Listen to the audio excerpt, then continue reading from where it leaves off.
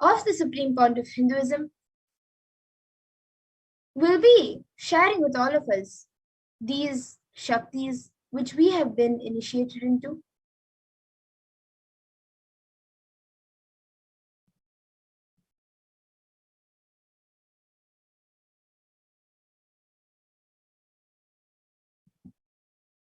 And in today's BHAVA Samadhi Darshan, all of us will be receiving the initiations into the third eye awakening and various other powers with the blessings and grace of the Supreme Point of Hinduism.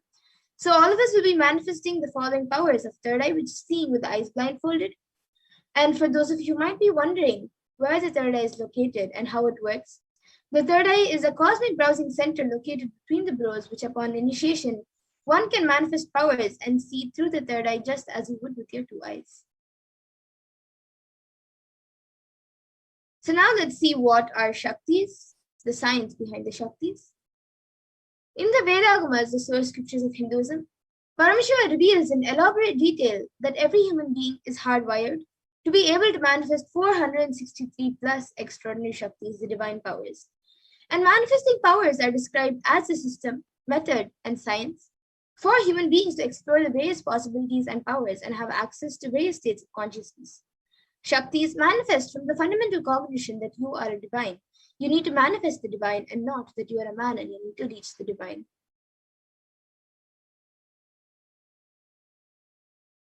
And many of you might have heard the term Siddhis. So let's look at the difference between Shaktis and Siddhis. So Shakti is expressed from the space of enlightenment as a side effect of feeling connection with the Guru and high integrity with the divine and Guru, and are a source of enlightenment, whereas Siddhis are powers that manifest from tapas or penance for enlightenment and are on the path of enlightenment. And a few more differences between Shaktis and Siddhis are that Shaktis of Paramashiva manifest through ordinary human beings in an extraordinary way after the initiation from the avatar and are permanent, whereas Siddhis are not permanent and may divert you from enlightenment. And now, the source of all these Shaktis, Paramashiva, is the primordial divinity in Hinduism, the ultimate reality and cause, which is self-effulgent, Swayam Prakasha, all-pervading, unchanging beyond time, space, form, and causality. And as the fundamental base of Vyakta, the unmanifest, and Vyakta, the manifest existence, he performs the Panchakritya, or the 5 cosmic acts of Shrishti, creation, Sthiti, sovereign rulership and maintenance, Samhara, rejuvenation, Tirubhava, pulling out the delusion, and Anugraha, liberating grace for all living entities.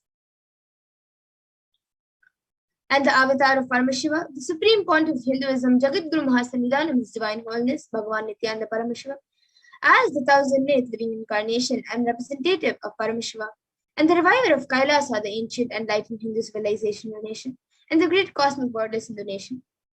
Ever since the beginning of the civilization, the Sanatana Hindu Dharma has been a cradle of enlightened beings and highly advanced sciences. It was where the science of enlightenment and powers were lived and taught as a lifestyle. And for the first time in the modern day, the supreme point of Hinduism is reviving these sciences and transmitting it to the world at a record-breaking pace which is never accomplished before.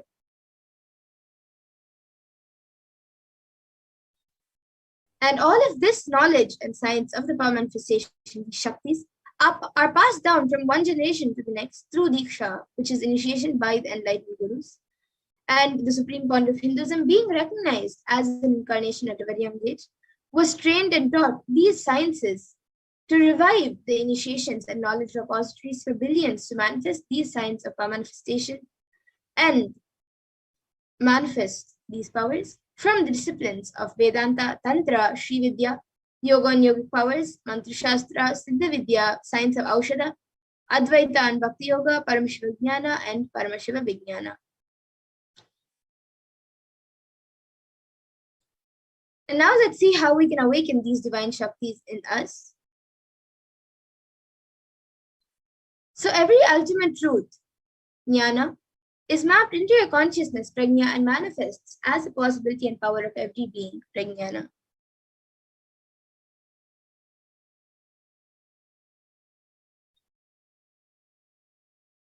And the science of power manifestation is authenticated through 4 aspects of evidences or pramanas. So the first is the Shastra Pramana, which is the eternal, unchangeable truths revealed in the source scriptures. And the next is the Apta Pramana, which are the experiences and results of Aptas or authorities of Hinduism. In the Vedic tradition, the rishis and scientists have time tested and verified these sciences. So it is their experience of these sciences. And the next is the Atma Pramana, which is the account of the supreme point of Hinduism. This millennium's avatar's personal experience of power manifestation, where he himself has experienced and done the power manifestation, and the Pratyaksha Pramana, which is the empirical evidence from observation and scientific experimentation.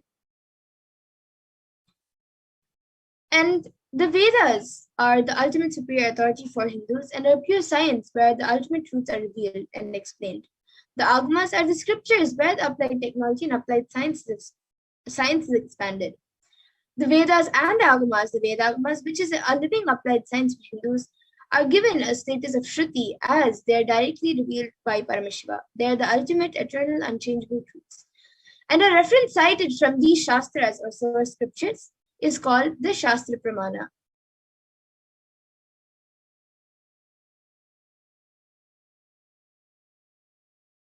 And now, let us get ready to witness a very unique and exciting demonstration of the power of third eye. So we will be first looking into the pramanas of this power of third eye, which is seeing with the eyes blindfolded.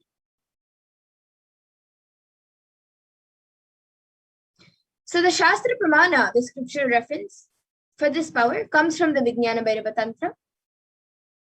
Kapalantarmanonyasya tishtannilitalochanaha kramena manasodadyat lakshaye lakshyamuttamam. And the translation for this is, by fixing the mind on the inner space within the crown center and sitting stably without any movement, having the eyes closed in succession, by that stability of the mind in inner space through the power of the third eye, one directly sees the ultimate goal lakshyam by having the vision beyond the sight that reveals any object or place, attaining the space of oneness with the source, Paramashiva. And the next is the Apta Pramana, where Krishna initiates Arjuna into the power of third eye. Natumam shakyase drashtu manenaiva swachakshusha divyam dadami te chakshuhu pashyam me yogamaishwaram. So in this verse, Bhagavan Krishna says to Arjuna, but you cannot see my cosmic form with these physical eyes of yours. Therefore, I grant you divine third eye vision. Behold my cosmic opulence. So in the Hindu Purana Bhagavad Gita, Bhagavan Krishna initiates Arjuna into the power of third eye to behold Bhagavan Krishna's Vishwarupa Darshan, the vision of his cosmic form. And in the 11th chapter of Bhagavad Gita, which describes and which contains the description of Bhagavan Krishna's cosmic form, is completely narrated by Arjuna as he sees Bhagavan Krishna through his third eye. And the next is the Atma Pramana in Swamiji's own words. The first experience is that I was able to see everything around me, above me, the whole 360-degree, 10 directions, below me, everything. I realized not only I was able to see, I was able to feel, experience all of that as me. So this is what was told by the Supreme Point of Hinduism himself as his experience of the power of third eye. And the next is the Pratyaksha Pramana, which is the empirical evidence from observation and scientific experimentation. So as all of you can see, using a PET, a positron emission tomography, the brainwaves of the Supreme Point of Hinduism himself was measured. And it was compared, the metabolic cells were compared, the activity of it. And it was compared when doing daily activities, there was high activity measured in the brain where the third eye was located. And when in deep Samadhi state, only the third eye region is active and almost 90% of the rest of the brain is at peace.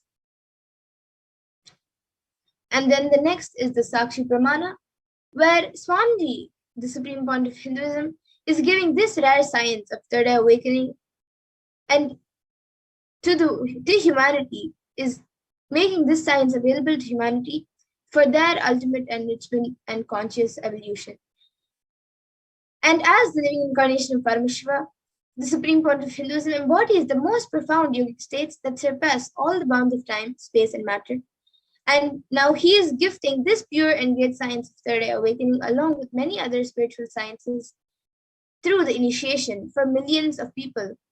And all of these people, all of us who have been initiated into this power, and even after the Darshan, even all of you will be initiated into this power by the supreme point of Hinduism, will be experiencing these powers and these sciences in your day-to-day life. So now let's get into the Sakshi Pramana, the live demonstration of the powers of third eye. So we will be back in just a few minutes to witness the power of third eye. So please stay tuned. We will be back.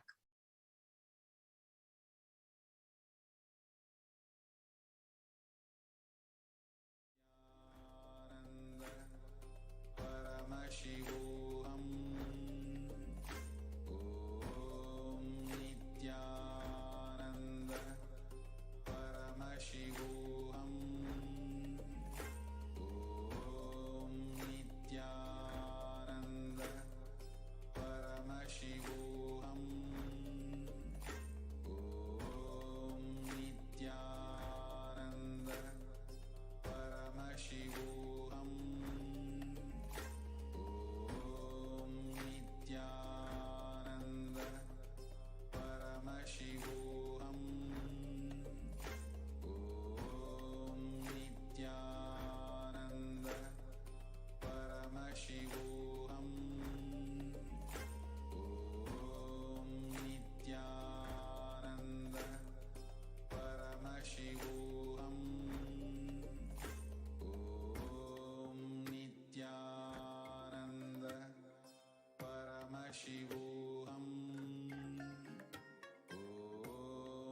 Nithyananda Paramashivoham.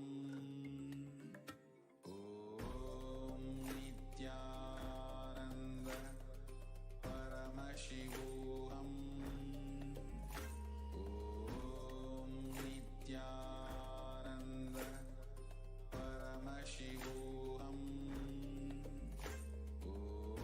Om Nithyananda Paramashivoham.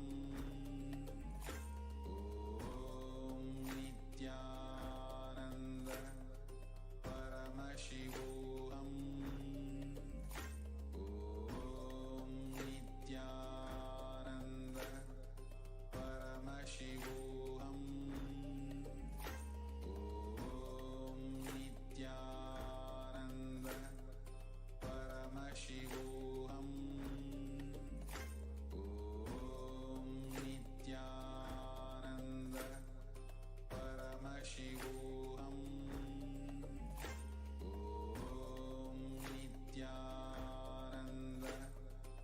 Paramashivoham. Om Nithyananda Paramashivoham. Om Nithyananda Paramashivoham. Om Nithyananda Paramashivoham. Om Nithyananda Paramashivoham. Yes, now we will be getting into the live demonstration of the power of third eye. Yes. So now Mamadura is having this eye band.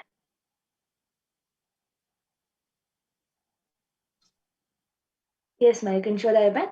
So as you can see the eye band, it has sponge attached to it with two openings, two holes into which anybody's eye will go and stick, and the sponge will not let any light to enter into the eye band.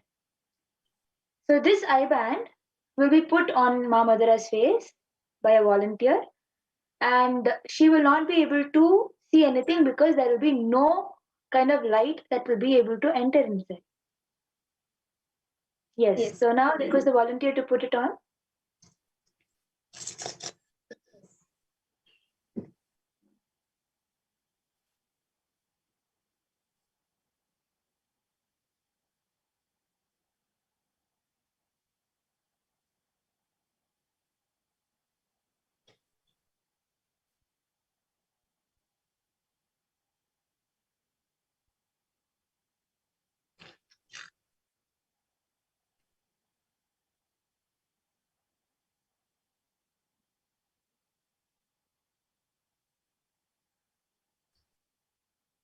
Yes, so now the IBAN has been put on me. So you can show left, right, up and down, Mamadura. So as you can see, there is no such hole which can let any such light enter inside. So now Ma Madhura will be reading the comment section. So anybody wants to put anything in the comment section which Ma Madhura can read, either numbers can- or words or any mixture of any sorts of words. Yes, Ma Madhura, you can start. Yes, so anyone watching us live on YouTube, you can put it as Ma Pragyana said. You can put anything you would like. The last comment we have is from Yashodharan, who has put Nithyanandam. And anyone else also watching us can put in your comments.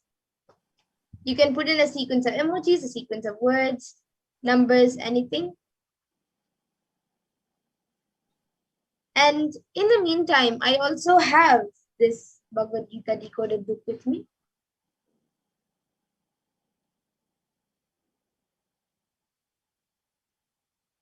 As you can see, the Bhagavad Gita decoded book is there with Ma Madhura. She will open a random page. Yes, in front of you, I will be opening a random page. Okay, so I've opened a random page, and now I'll be reading this page. I'll be telling you the page number and what is written on this page. So this is page 776 and 777.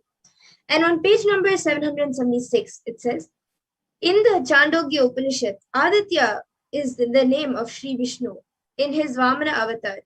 In the 10 incarnations of Sri Vishnu, Vamana is the 5th incarnation as a small Brahmin boy. When King Bali of the demon race was performing a series of fire rituals to attain supremacy over the universe, the demigods requested Vishnu to prevent Bali from conquering the universe. On King Bali's last fire ritual, Vishnu appeared as a small Brahmin boy. The king, as per the custom, respectfully welcomed the Brahmin boy and offered to give anything that he wished for. Vamana asked King Bali to give him 3 steps of his land as his property. Once Bali consented, Vamana grew from the size of a small boy to a huge figure. He stepped over the entire earth in a single footstep. In the next step, he stepped over the heavenly worlds. Having thus conquered the worlds, Vamana asked Bali where he could place his 3rd step. Having nothing else to offer, Bali offered Vamana his own head. Vamana placed his foot on Bali's head. The history symbolizes how arrogance and pride leads to one's downfall, since all possessions are temporary and of no inherent value. Surrendering only to the divine, to the ultimate consciousness, leads us to liberation. And yes, that is after the one paragraph after the story. So if you can see. So as you can see, actually, you can see that what story Ma Madhura was telling from the Chandogya Upanishad, where King Bali, the incident of King Bali and Vamana, exactly that story is what is there in this page. Yes, and I think we have a comment right now from Ma Deborah Anderson, who has put gratitude to you. And anyone else watching us right now? I think the YouTube comments is in the members only mode. So if you're a member, you can post your comments in the chat, in the YouTube comments, live comments box, and I will be reading it out.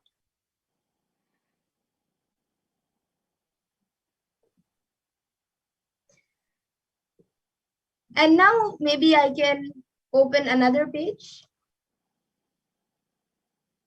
So I'll be opening another page in front of all of you.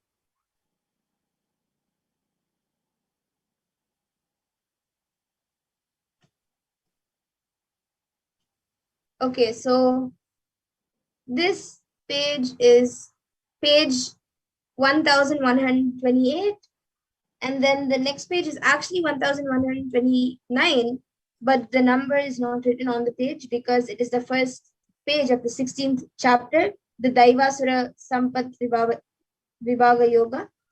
And it says, you and me, human beings are born with innate divine nature. They are not sinners. Whether we act divine, Daivik, or demonic, Asura, our inner space is divine. How do we awaken the space of divinity within us again? Krishna reveals. So you can see Okay, on so this as you page, can see, it is the actually this 16th page chapter. does say you and me, and is the 16th chapter where Devasura Sampadi Bhava Yoga. Absolutely correct. Yes, and I'll also read this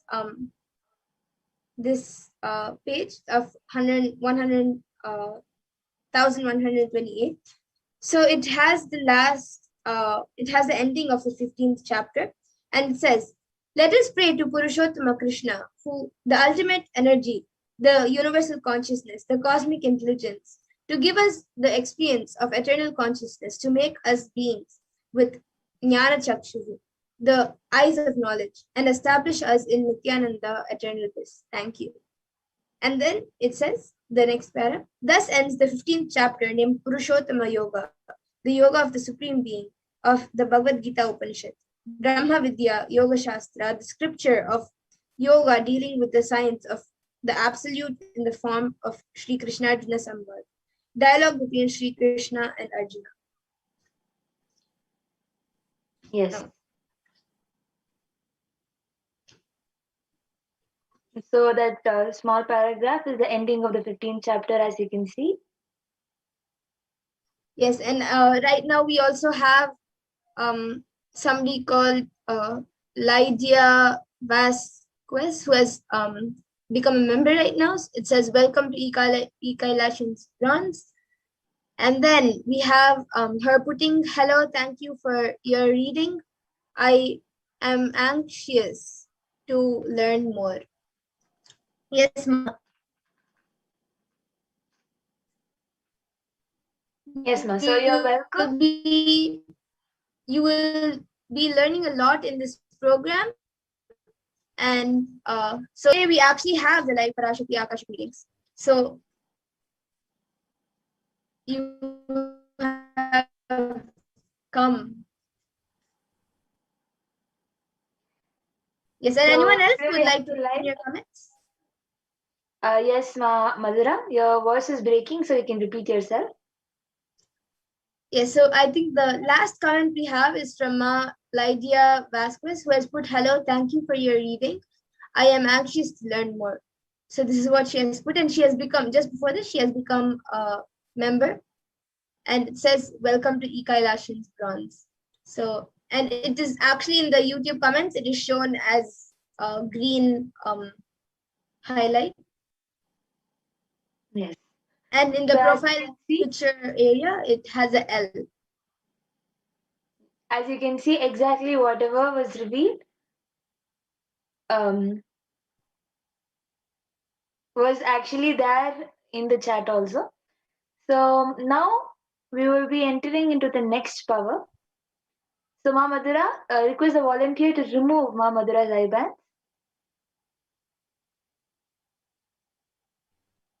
Yes. So now all of you can see that the IBAN is being removed.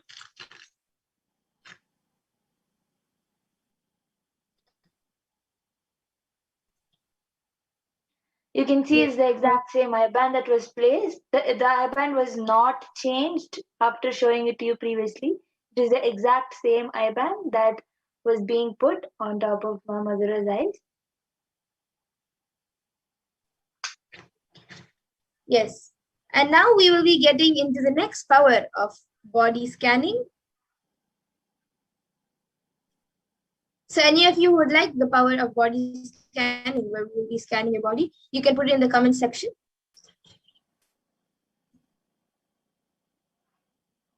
You can start commenting and requesting for a body scan.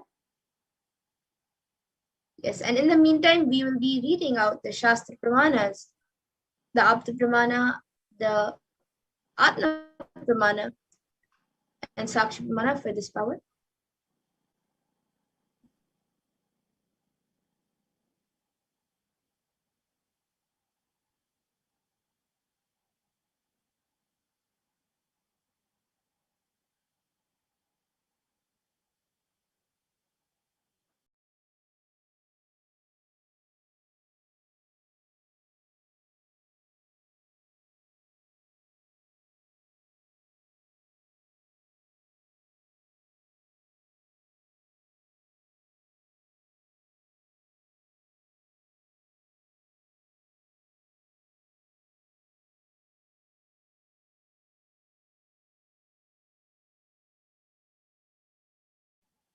So now we'll be entering into the power of body scanning.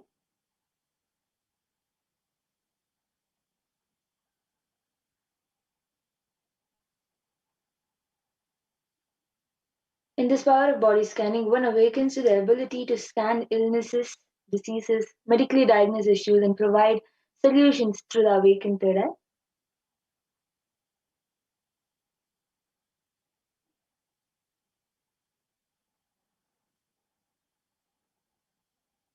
So the Shastra Pramana to manifest the scriptural reference to manifest this power of body scanning is Swadehe Jagato Vapi Sukshma Sukshmatarani Cha Tatvani Yani Nilayam Dhyattvante Vyajyate Param. Bhagavan Paramashiva says, cognize deeply that from the subtle to the subtlest constitutive principles of your whole body, Swadeha, or of the whole universe, simultaneously consist of the essential reality. They are being absorbed in their source cause, Paramashiva. By the experience of such restful awareness, one becomes complete from all thoughts, and the ultimate universal divine power, Paradevi, Parashakti, is revealed, and the supreme power manifestation happens.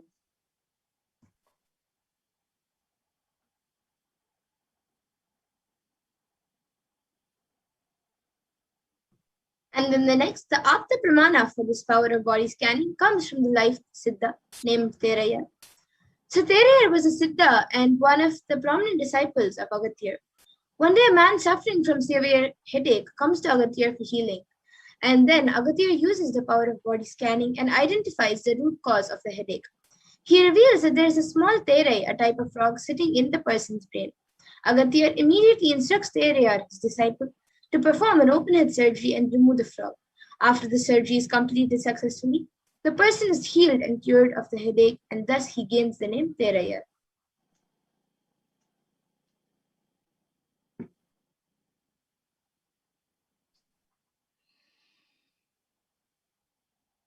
The Atma Pramana being account from Supreme Pontiff of Hinduism, Jagadguru Mahasannidhanam, His Divine Holiness Bhagavan Nithyananda Paramashivam's life that time tested and authenticated the science.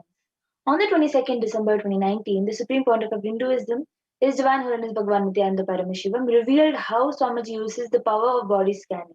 Paraphrasing his words, only when I had a multiple compound hand fracture, I was forced to go to surgery and therefore for medical checkups related to that. At that time, they detected heavy metal quantities in my different organs. It was revealed that I had been poisoned without our knowledge. I immediately used diagnostic methods instead of medical facilities to study the body condition due to the poisoning. Through body scanning, I found out what the problems, imbalances had happened and where balance had to be done. I use allopathy as the second opinion to verify my findings.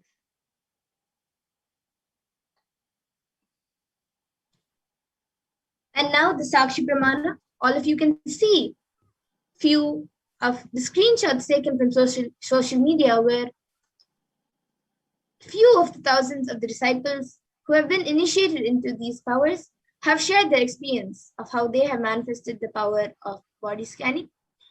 And now we ourselves will be getting into the Sakshi Pramana, where we will be witnessing the live demonstration of the body scanning. So whoever would like a body scan can put your comments in the YouTube comment section and we will be doing a body scan for you.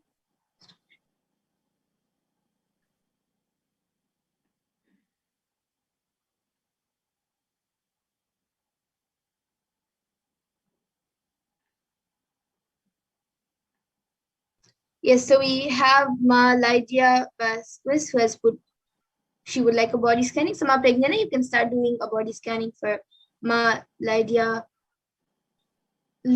Vasquez. And then we also have Ma Deborah Anderson who has put a request for body scanning. So now I will be doing a body scan for you, Ma.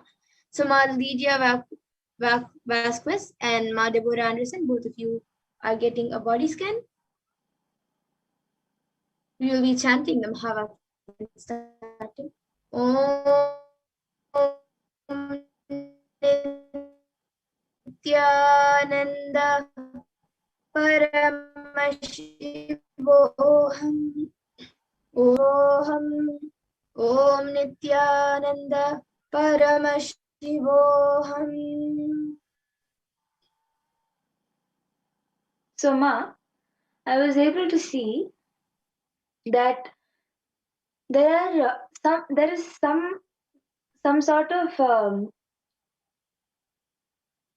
clot kind of thing that is forming in your calf muscle, which just needs little bit of a wet cloth or hot cloth kept on top of the calf area. I was able to see that it is just because of the um, not it is just because of the stagnant how stagnant it is stayed. It is due to that the clot is forming. So the solution I was able to see is for you to keep some hot cloth on top of your calf muscles in your leg. It is not physically seen outside, but you face some pain in your leg, and I'm able to see that this is the reason you were feeling the pain, and the solution is to keep hot cloth. And I was also able to see that there is some mist which is forming in your esophagus area. So I was able to see that you need to cleanse it by having castor oil. So this is what I was able to see. Okay, and I also see her asking a body scanning for especially on the female organs. So maybe you can continue the scan, Ma, and give a solution. And for Ma Deborah Anderson, Ma, I was able to see that for you, there are a few allergies getting created in your body, especially in your skin. You're having like your skin has become, especially like few areas near the hand, like in your arms and then in your neck. I was able to see the skin there has become very sensitive, and there's few allergic reactions happening on your hand and on your neck and other parts of the body also, but in like more or less, but mainly it is affecting on the hand and your neck. And I was able to see for this, the solution is every once in a week, take an oil bath with pure coconut oil, with organic and pure coconut oil. Take a full body oil bath. This will help heal the skin allergies. And also in the nights, maybe every alternative day, you can apply some basma. If you don't have basma, then maybe little turmeric. You can keep the turmeric in front of Swamiji's murti and get blessings and apply turmeric. And even if you have bhuti, just get the blessings from Swamiji's murti and apply that basma or turmeric. And if you don't have a murti, then you can just keep it in front of the screen which you're watching Darshan on. And after that, you can start using that turmeric and basma and apply it on your skin every alternative night. And that will also heal the body. So this is what I was able to see for you, Ma. So you can get back in the comment section if you were able to relate. Yes. So I continued the scan and I was not able to see any major problems in any of your female organs or anything. Just I was able to see that there is the cognition that you have, which is stopping you from, you feel that you might not be able to give something because of which you have, you don't have faith in yourself. So this is the only problem I was able to see, but there is no major problem that you're facing in the female organs. I was able to see that you have to, whatever I was able to see about the leg and esophagus is the only problem I was able to see in your body. Okay, so Ma Lydia Vasquez, you can get back in the comment section, Ma. And I also see Ma Anna C has requested for a body scan. So yes, Ma, I will now be doing a body scanning for you. Ma Anna C, we will be doing a body scanning for you now.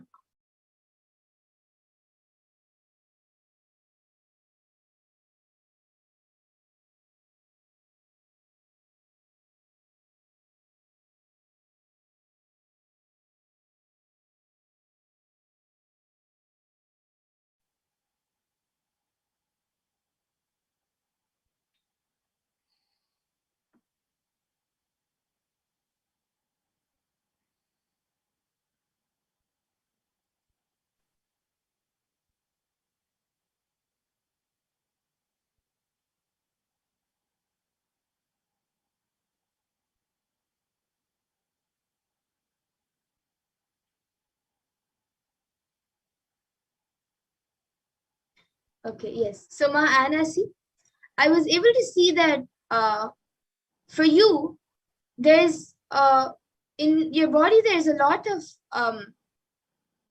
like your body is not able to breathe completely. That's because all the pores of your body and even the nasal part, everything is being is getting covered little by some toxins which is being created around you and pollution which is being created around you. So I was able to see that you have to very regularly clean the you have to clean your first at least once or twice, clean your body intensely, and after that start doing pranayama every day. Any pranayama, you can do the Trinetra Kumbhaka or any pranayama which you are comfortable in. You can do that pranayama every day.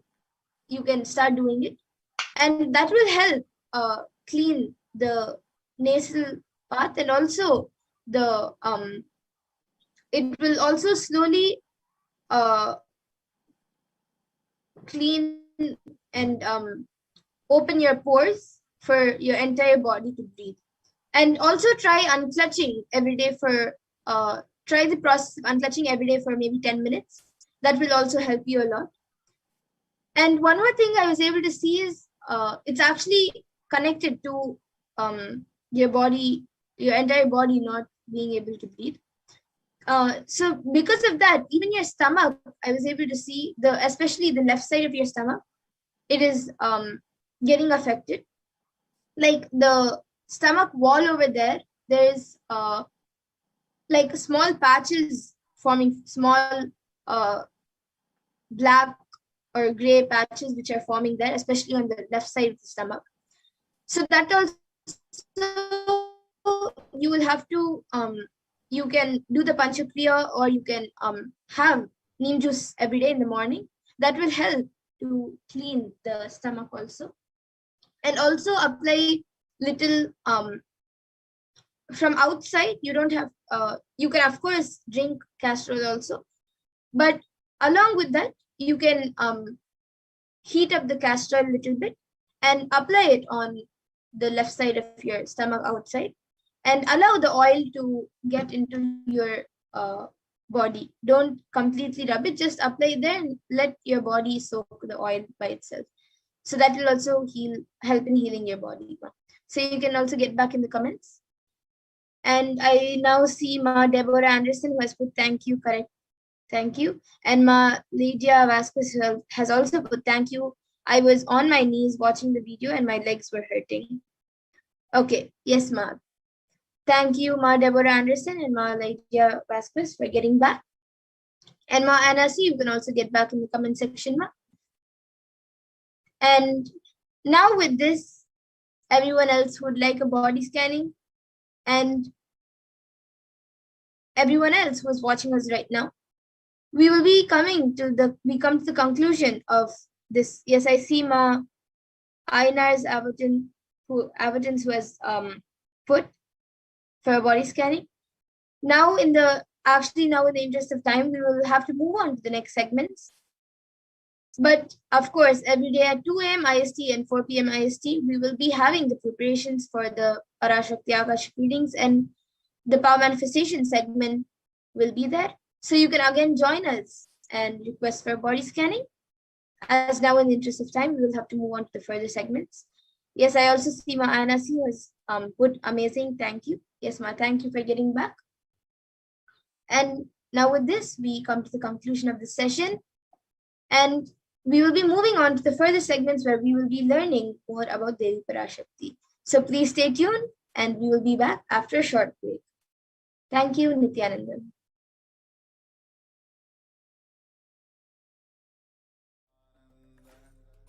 Paramashivoham. Om Nithyananda Paramashivoham. Om Nithyananda Paramashivoham. Om Nithyananda Paramashivoham. Om Nithyananda Paramashivoham. Om Nithyananda Paramashivoham. Om Nithyananda Paramashivoham. Om Nithyananda Paramashivoham. Om Nithyananda Paramashivoham. Om Nithyananda Paramashivoham. Om Nithyananda Paramashivoham. Om Nithyananda Paramashivoham.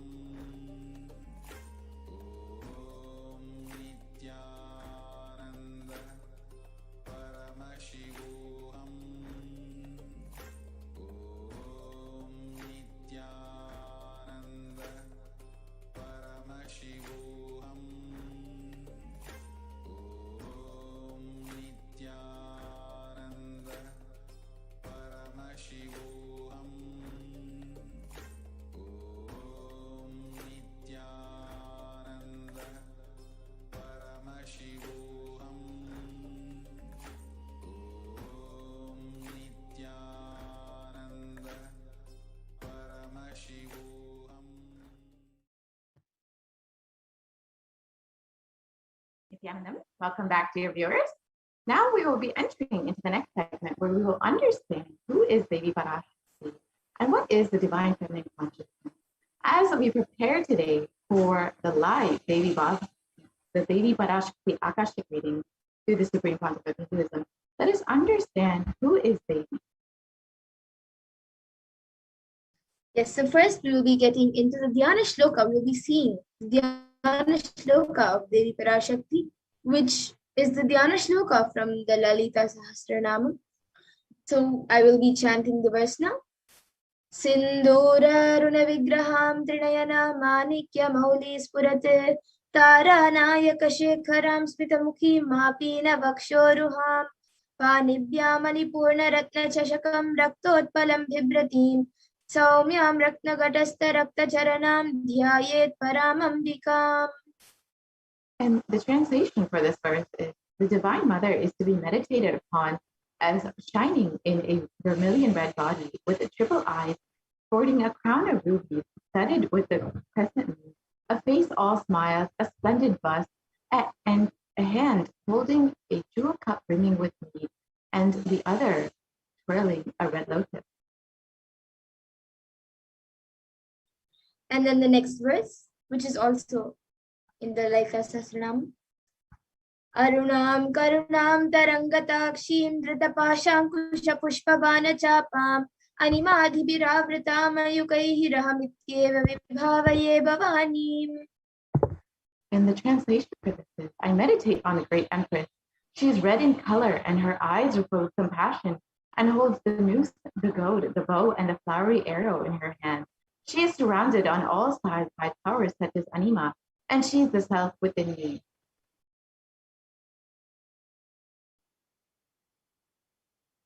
And then Devi is the ultimate pure feminine consciousness. Parashakti is the cosmic mother, and it is in her cosmic womb from which billions and billions of universes come out and go in. It is the source where the Big Bang and black holes go on. Parashakti is the source Shakti, the source energy, the source power, from which all of us came, in which all of us are in even now, and which all of us are going to merge into.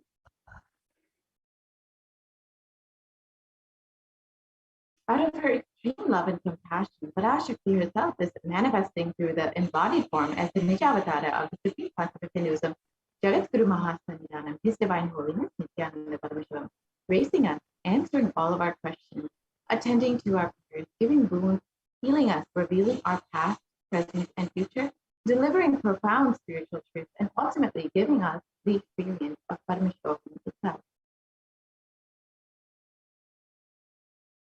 And in the words of Devi Parashakti herself, raising as Omkara, expressing as Vedas and Agamas, blossomed as Shrinkara, filled as Parashodasi, living in 40 triangles, the Kailasa Swami, who is in Kailasa, Sri Purachintamani, Parashodasi, sitting as part of Paramashiva, Parameshwari, who rules the world, Paramashakti, Manonmani, Meenakshi.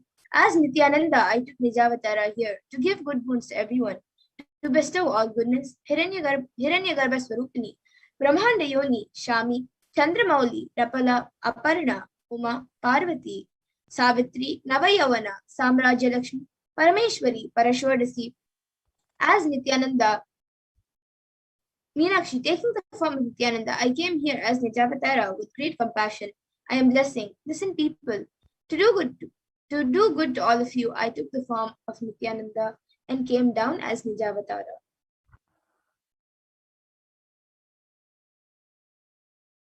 Raising in Omkara, blossoming as Shiva, Shiva manifesting as the source of existence, powers of existence, expression of existence, from the oneness of Om, blossoming as two as Prakriti and Purusha, blossoming as three Shaktis, Ichcha, Kriya, Jnana, growing as the four Vedas, expanding as the five Panchabhutas, beyond the six chakras, filled as the seven Gotras of seven Rishis, expanding as the eight directions, existing as the nine Grahas, blossoming as the 10 Indriyas, being as the 11 Rudras, creating all of the world, bringing life, to tell and make truth blossom, and to do good, Parashodasi, Meenakshi, in the form of Nithyananda, I came to bless every.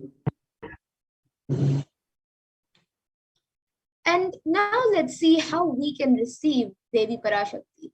So literally you are seeing Paramashiva and Parashakti at that moment. She is there on your screen. So always receive her very traditionally. You can keep 2 betel leaves, 1 banana, 1 betel nut, and 1 coin in front of the screen as you watch Devi Parashakti. And for those of you who don't know, a coin is considered the traditional dakshina in the Hindu tradition. It can even be the lowest value.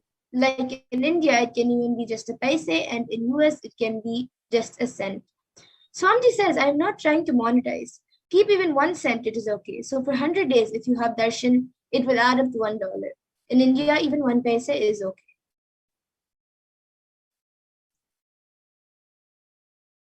Offer that to Devi after darshan is over. Do namaskar and eat the banana, betel leaf, and betel nut. Take it as prasadam immediately. Collect those coins and send it to the LA temple. This betel leaf or betel nut may look too small, but in a few days you will see how much it adds to your sentiment. That really she is there. You will not take the Devi Darshan for granted. Rituals will break your monotonous, unconscious mentality of lifestyle and remind you and raise you to the powerful cognition. It will break your unconscious behavior.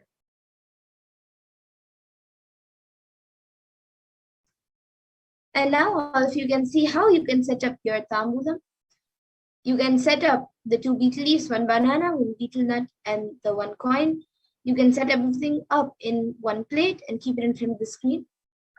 And you can also, if you want, you can add a coconut, you can add the red bangles and some flowers. Even these few things are part of a tambulam, but the few simple basic things are the 2 betel leaves, 1 betel nut, the banana, and the coins. So with these few things, you can arrange everything in 1 plate, keep it in front of Devi Parashakti as you watch the darshan.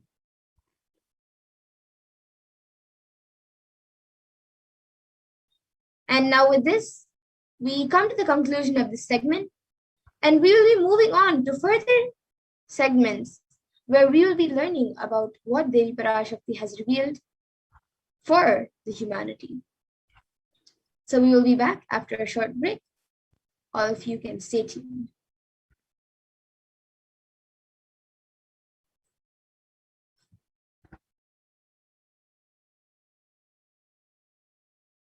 Paramashivoham. Om Nithyananda Paramashivoham. Om Nithyananda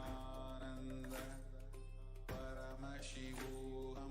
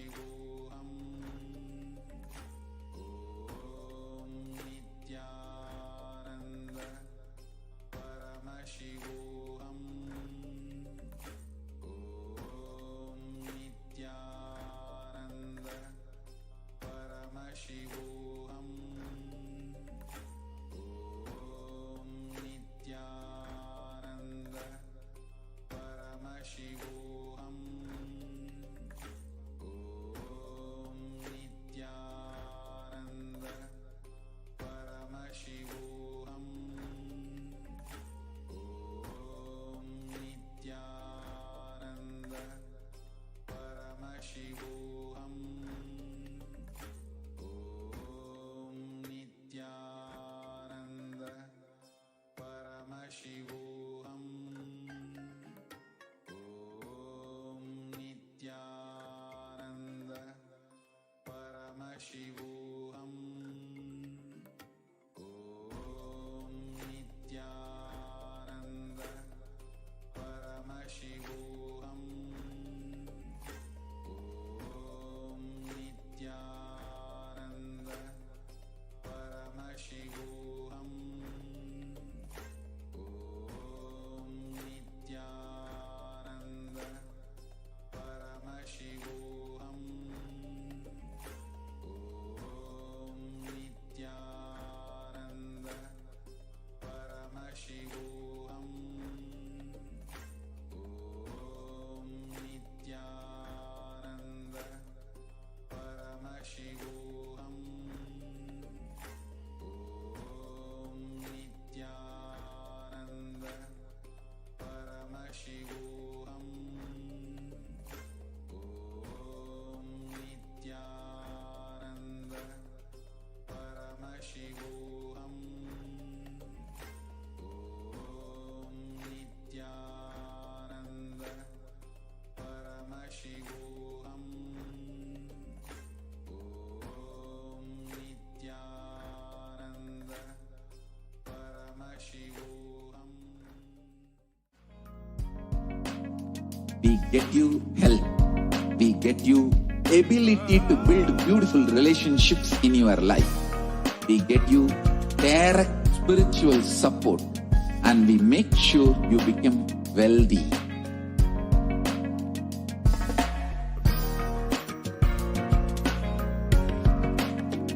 We won't stop giving you just good life. We will literally not stop till you live enlightened life. Manifesting the state of Paramashiva, space of Paramashiva, powers of Paramashiva, being of Paramashiva.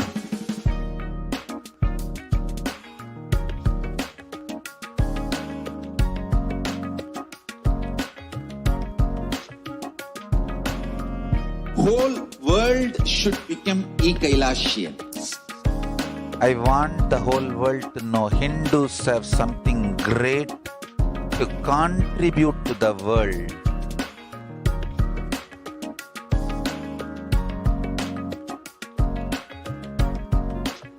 We have something great to contribute to the world. Let us do that.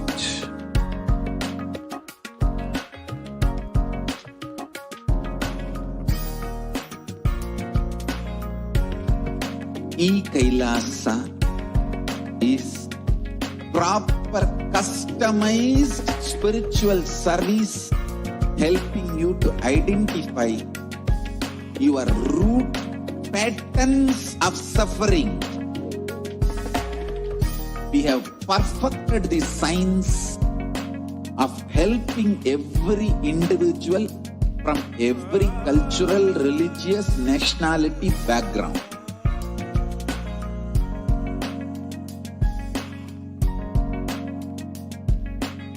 You will have lowest reactionary assumptions, highest awakened response, alive response for life continuously.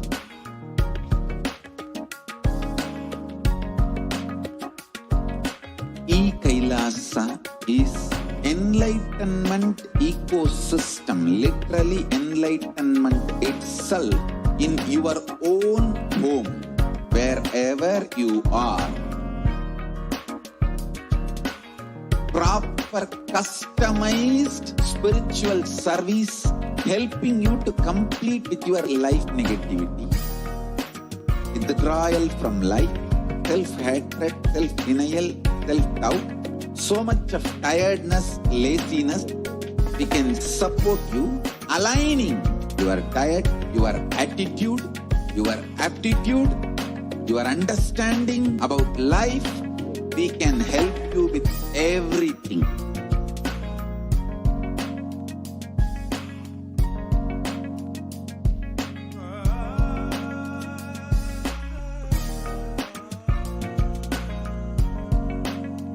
If you are interested in enlightenment, we will immediately bring this to you. If you are not interested, we will explain the whole science, inspire you and make you interested in enlightenment time. We need to cater this enlightenment science to the whole world wherever they are. Because enlightenment is the birthright of all human beings. Kailasa is responsible to provide that to all human beings.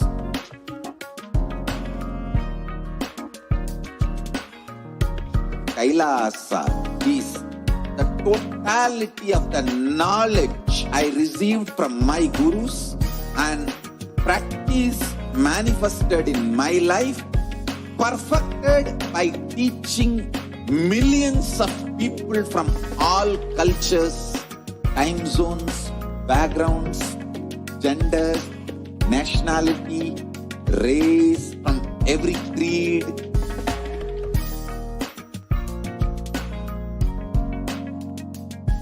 So this absolutely perfected knowledge available to you, served to you in your home without even you moving out of your couch, free of cost.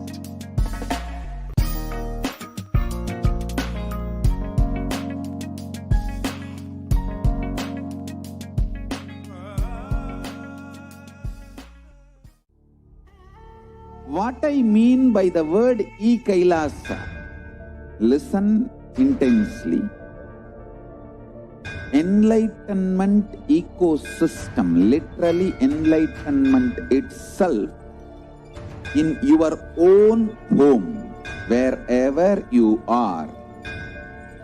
If you cannot come to Kailasa, it's okay. Kailasa can come to you. Kailasa coming to you is Kailasa.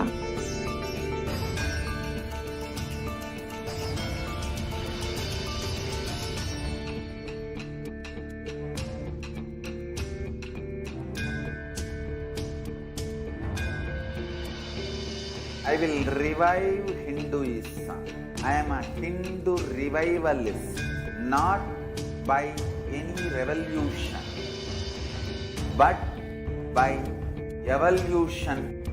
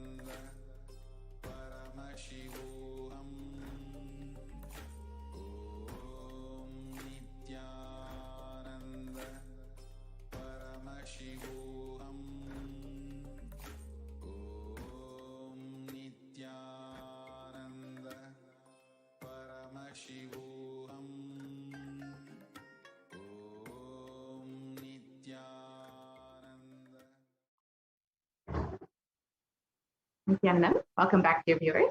Now we will be entering into the next segment where we will understand some of Devi Parashakti's revelations to humanity and how we can survive the spread of that.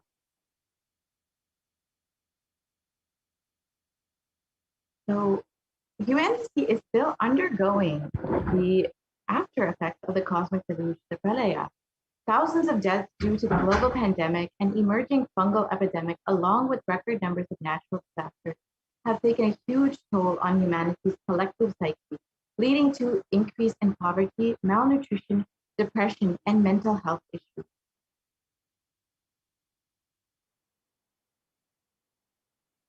So what has caused this? Who is behind this? How could we have avoided this? What is the solution for this? In this segment, let us go through a scientific and statistical analysis of Devi Parashakti's revelations on the cause and the solution for this pralaya.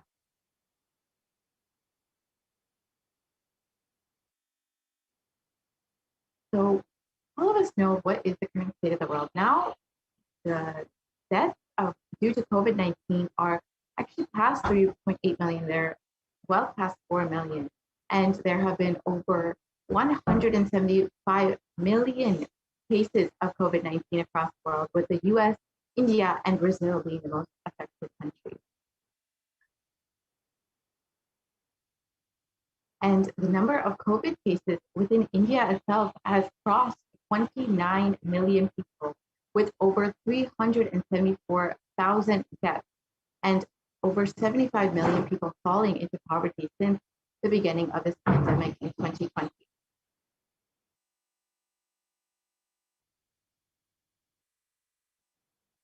And as the deaths due to COVID-19 and the rate of poverty increased, so have the rates of depression and anxiety and suicide increased within the country.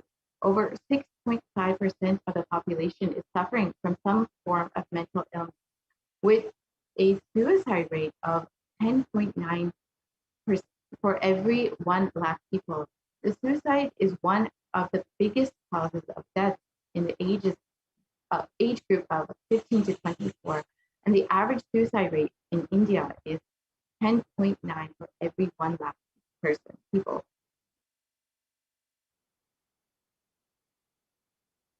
And you can see that it's not just the pandemic that has been affecting people.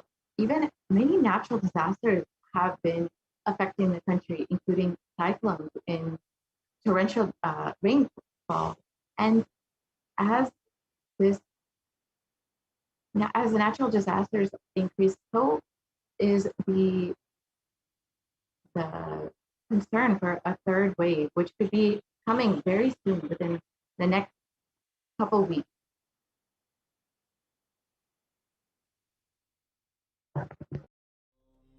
Nithyananda Paramashivoham. Om Nithyananda Paramashivoham. Om Nithyananda Paramashivoham.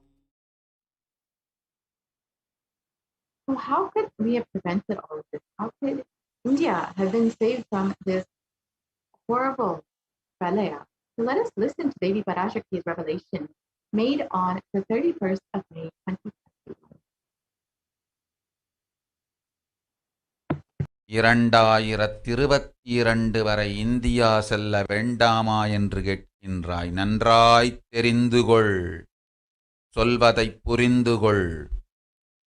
இந்த பெருநரகமான கிருமி போஜனம் இந்தியாவிற்குள் வரக்கூடாது என்பதற்காக 2020 பாரதம் முழுவதும் 12 ஜோதிர்லிங்கமும் பாத யாத்திரை செய்திடவே என் மகன் மூலமாய் திட்டமிட்டிருந்தேன்.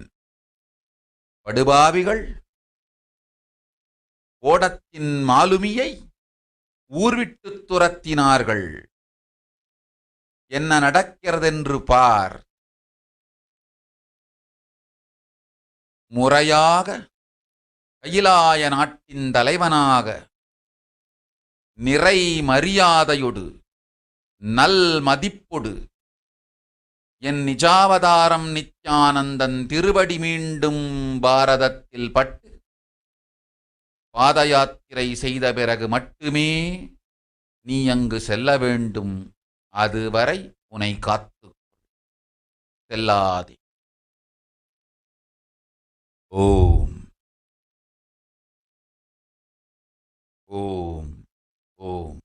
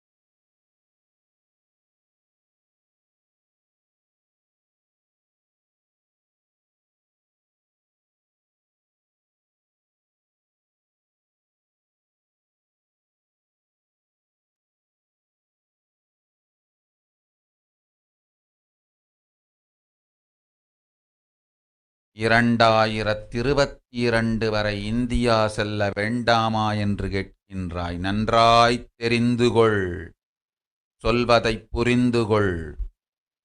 இந்த பெருநரகமான கிருமி போஜனம் இந்தியாவிற்குள் வரக்கூடாது என்பதற்காக 2020 பாரதம் முழுவதும் 12 ஜோதிர்லிங்கமும் பாத யாத்திரை செய்திடவே என் மகன் மூலமாய் திட்டமிட்டிருந்தேன். படுபாவிகள் ஓடத்தின் மாலுமியை ஊர்விட்டு துரத்தினார்கள். என்ன நடக்கிறதென்று பார். முறையாக கைலாய நாட்டின் தலைவனாக நிறை மரியாதையொடு நல் மதிப்பொடு என் நிஜாவதாரம் நித்யானந்தன் திருவடி மீண்டும் பாரதத்தில் பட்டு பாத யாத்திரை செய்த பிறகு மட்டுமே நீ அங்கு செல்ல வேண்டும்.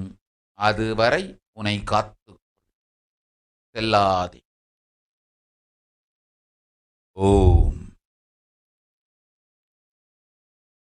ஓம் ஓம்.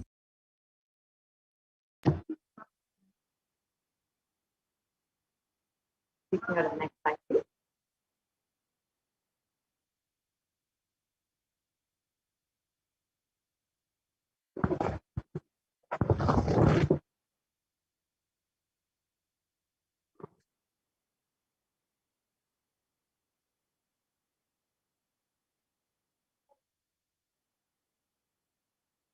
And the translation for Devi's revelation are, for this huge Kirmi Bhojanam to not happen to come to India in 2020 itself, I had planned to do the Padayatra throughout India and to the 12 Jyotirlingas through my son, Swamiji. They chased the captain out of the ship, out of the country. See what is going to happen.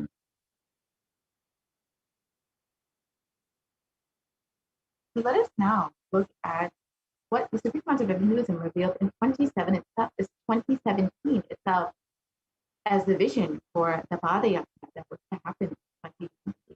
Let us now watch that video. Want to do 1 year Padayatra specially for this purpose in 2020. 2020, planning for a full year. I'm going to walk from Rameshwaram to Amarnath. 1 year with 10,000 people, just walking all over India to spend time with people. 2020, there will not be any program other than Padayatra and just spending time with people. Just walking. Of course, 10,000 people will be walking with me. Maybe 200 vehicles to carry our food and all the other items, transportation. Enjoying the river banks, forests, and time with nature. 10,000 people manifesting powers, walking from village to village. What do you think will happen?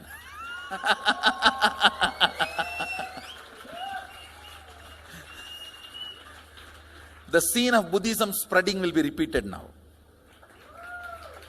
How the Buddhism spread. 10,000 monks walking from village to village. What will happen? That's only monks. Here power manifesting. 10,000 people. The whole village will be manifesting powers.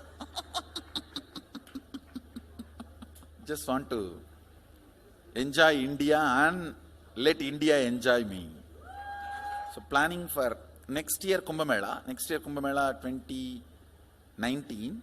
Next year January Kumbh Mela. Before that, all the Balalayam, everything. Balalayam is going to be like the same structure outside with one stone tower, gold coated. It will be something like a 40 to 50 feet tall stone tower and 5 Rajagopurams, which will be something like 120 feet. This will be the Balalayam. And after the Mulalayam is built, this Balalayam will serve as a Utsava Murti Sannidhi, where the Utsava Murtis will be worshipped and where the Archanas, See, in the main temple, there will not be any archana or anything, because just for darshan itself, there will not be time. Like Tirupati, you can only have darshan and arati, the camp for arati. No other worship is allowed in the main temple. Because 12 abhishekam is going to happen, 12 kala abhishekams. So continuously the rituals will be going on. People can have only darshan. They will not be able to involve themselves in any ritual. Other than darshan, nothing else will be allowed. So all the archana, all the other offerings, like people will offer the archanas and other, everything will be done to the Utsava Murti, which will be kept in the Balalayam, the present Balalayam, present structure. So people can spend time here. That will be more like a main darshan. This will be like energy darshan, where you can give letter, get response. So by next year, the Balalayam will be ready. So 2019 full year, I will be conducting the programs and everything. 2020 will be the one full year Padayatra, walking. From next year, Jayanti, means 2019's Jayanti to 2020's Jayanti. Full year, Jayanti to Jayanti will be Padayatra. Before that, we will make 10,000 people power manifestors.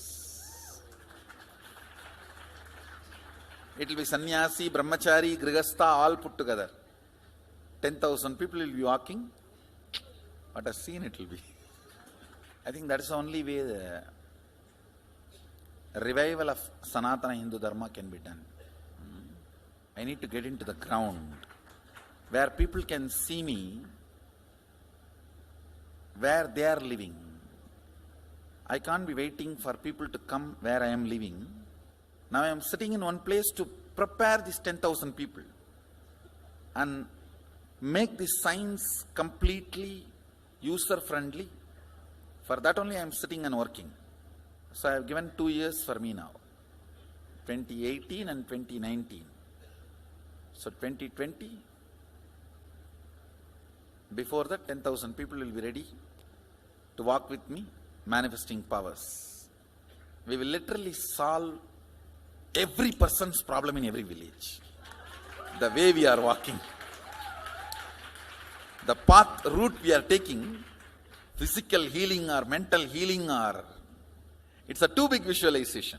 How will you visualize? What will happen if 10,000 power manifestors enter into a village and ask people, tell me your problem now, come on, let's sort it out. Understand, 1,200 years before in Tiruvannamalai temple carvings, how the baby will be in the womb in 2nd month, 3rd month, all that is detailed way carved, it is there. Which scanning machine was there in those days other than the third eye?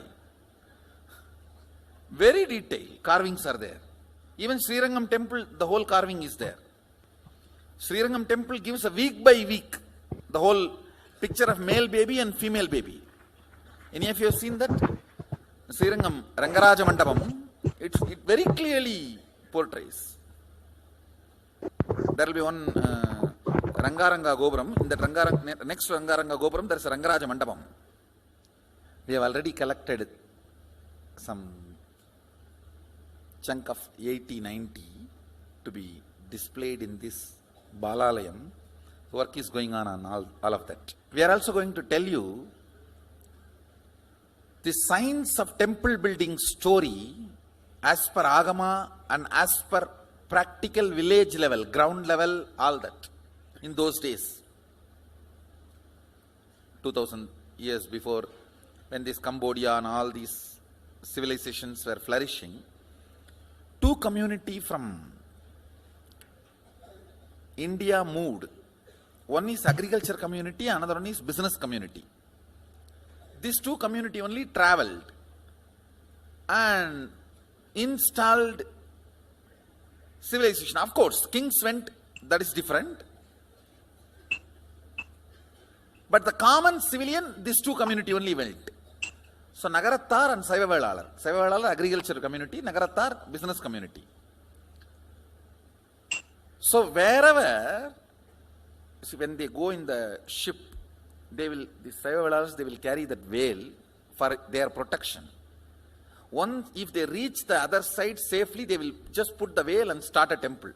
That is why all the temple outside the India, started by Saivavelas, there will be only veil as a Pradhana Murti. Pattumalai Murugan Goyil, Tannimalai Murugan Goyil, Gedaram Murugan Goyil, Nallur Murugan Govil, Sannidhiyan Sannidhi Murugan Goyil, all these temples. The main deity will be only veil. It will not be deity. Because they cannot carry that heavy deity in the ship. It will only be the veil. And all the temples started by Nagarattar will be Kavadi. Because they will carry everything in the form of Kavadi. So the moment they reach the other shore, they will worship the Kavadi and the screen cloth covered by Kavadi. Kadirgaman, Darachila, Murugan. All the major temples started by Nagarattar, the Kavadi and the screen only will be the deity. All the temples started by Saivavelar, only the veil will be the deity. So this is the way the temple started. This temple planting and temple spreading. We are going to tell you all this history also as like a exhibition when you come next time to see our temple. There's a lot of juicy information on history of temple building. That's going to be one of my big contribution also, this temple building science. I'll be known for common mass for my Gurukul and temple. Common mass will never understand all this Vidyapadam and life is continuous rhythm, Sami Onnada, all that. They will remember me only as the Gurukul kids do all magic. That magic Gurukul and big temples. The Swamiji who builds big temples, that's why they will remember. Bhaktan Solanum, Payyan Pandiyanume, Ida Panni Vechirkanana, Nama Enna Vela Panniyavano.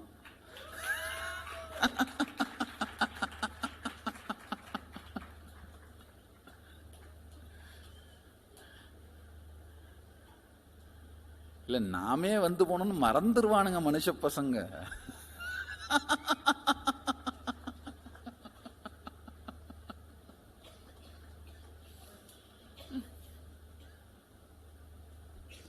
All these are paribhasha.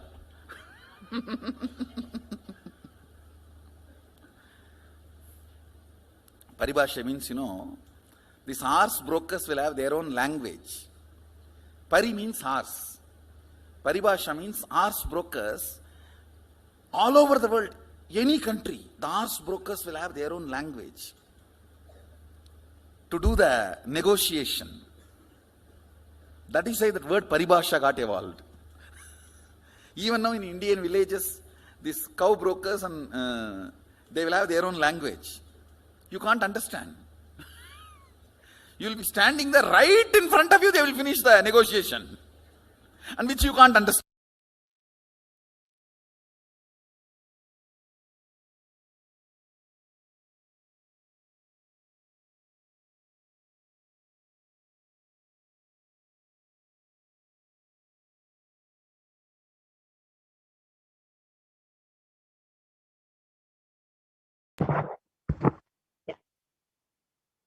So we can actually pause the screen, stop the screen share for a moment and restart.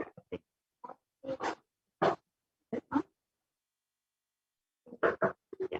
So as the Supreme Council of Hinduism revealed in 2017, the vision for the Padayatra in 2020, where the Supreme Council of Hinduism himself will be going and attending to people, solving all their problems, meeting people where they are, and attending to every single problem, giving them solutions for every single problem, whether it was mental problems, physical problems, emotional problems, spiritual problems, whatever it may be. The Supreme Council of Hinduism was ready to attend to each being, one person at a time. And if we can go back to the last slide, please. If we can go back to the previous slide, please. Since the and the supreme concept of Hinduism has been enriching people and preparing them for this Adhyastra to save them from this pranaya.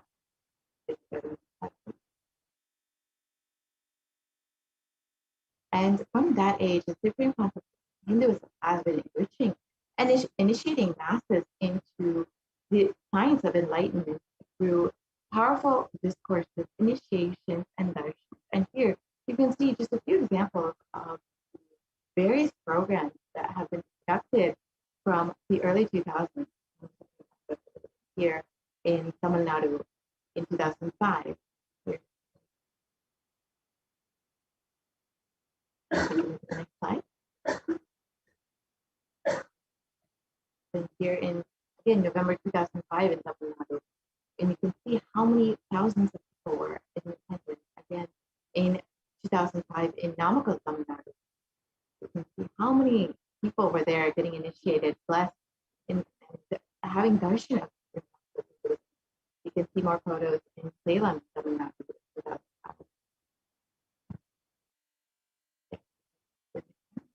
And here's the Nithyananda program conducted in Italy again. So many people, and Adi Kailasa had been in 2006, and in 2006 Jayanti celebration in Tirunelveli.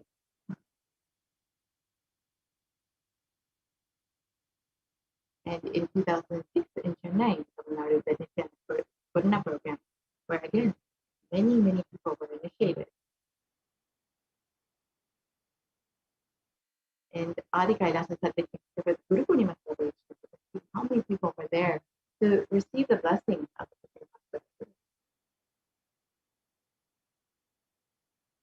And here are more photos of the Bhakti Spurna program and the Supreme Master again initiating, blessing, giving boon to thousands of people. And the Dhyan Spurna program.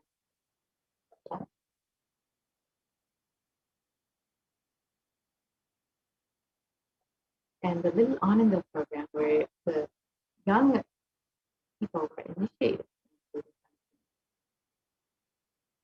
And the BHAVA, where Supreme Master himself performed homas along with 1,008 other homas being performed by devotees and disciples. That in the next slide. Yes.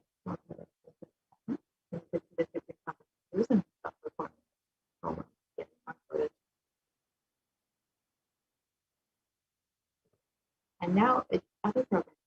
You can see the various programs the Supreme Master has been conducting to initiate so many people. However, the anti-Hindu elements have made it nearly impossible for the Supreme Master to do the re-energizing process by driving the Supreme Master out of.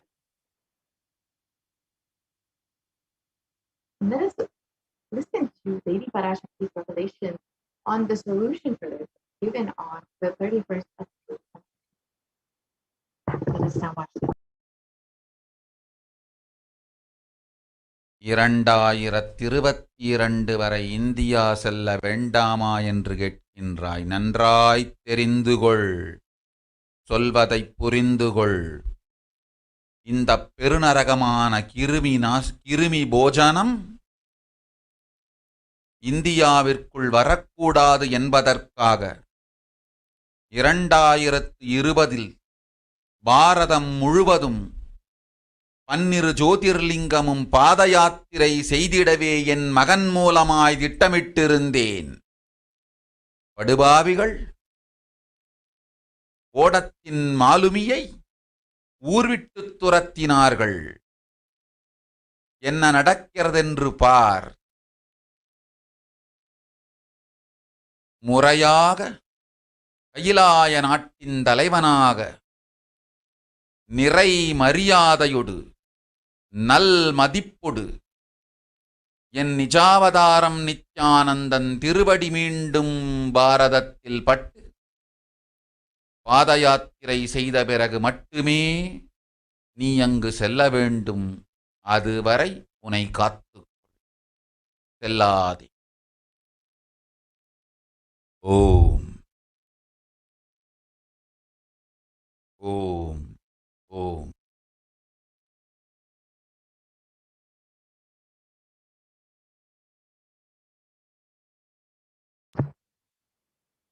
So, as the Supreme Pontiff, as Devi revealed that the solution for the pralaya to end within India is for the Supreme Pontiff of Hinduism to be received back in India with great reverence and respect, and to be received as the Supreme Pontiff of Hinduism, and to be able to do the re-energizing process, the BHAVA Yatra, to the 12 Jyotirlingas, and to re-energize the 12 Jyotirlingas.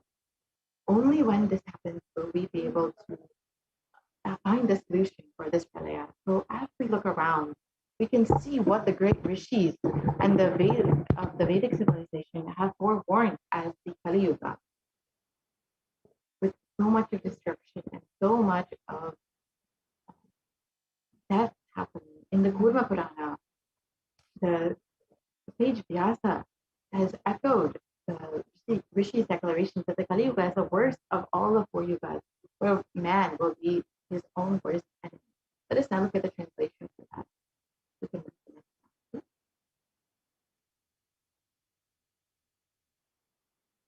And the translation for this Kali Yuga is the worst of the 4 yugas, the ages in all of the world. People are sinful and forget the dharma of the 4 varnas and the 4 ashramas.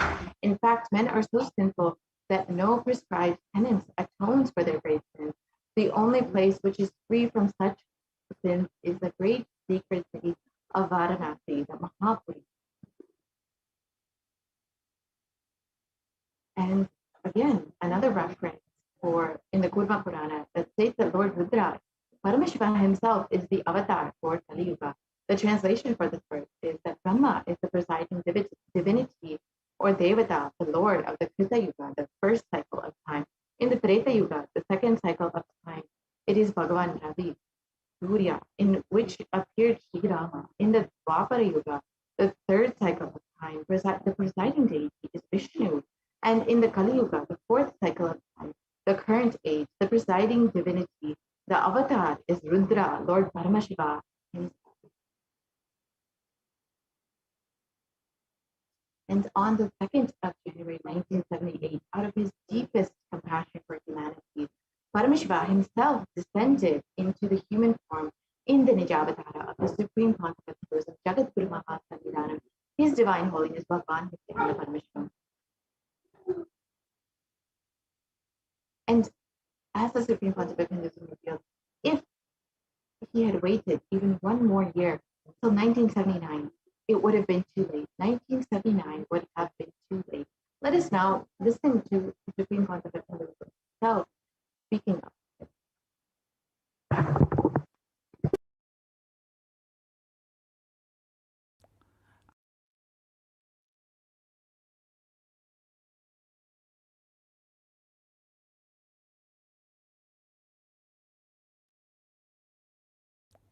And I tell you, O Hindus, don't be afraid.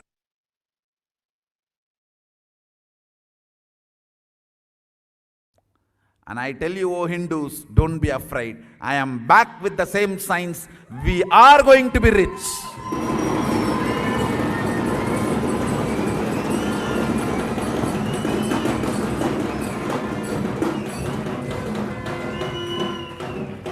It is not lost. Just the last minute climax before it was going to be put off,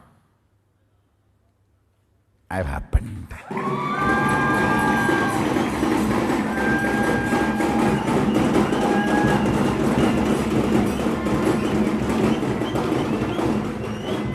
(1979) would have been late. 1979 would have been late. If I had time, I would have sent only ambassadors. Because no time, I have to get up and come directly.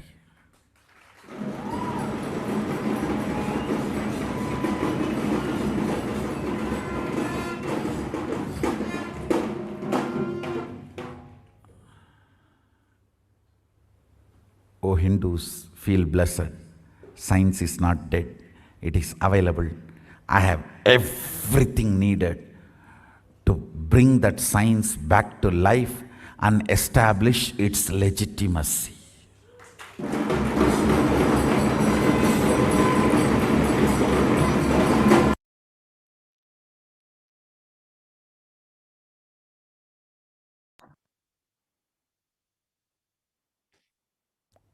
And I tell you, O Hindus, don't be afraid. I am back with the same science.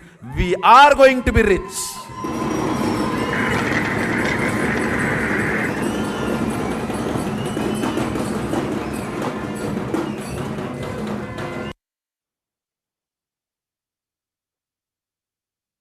And the Avatar's advent on the planet Earth was to protect the world from this great cosmic deluge, to bring them to the new age, the Satya Yuga, and to give the superconscious breakthrough to humanity. So let's now listen to Devi Parashakti's revelation on this.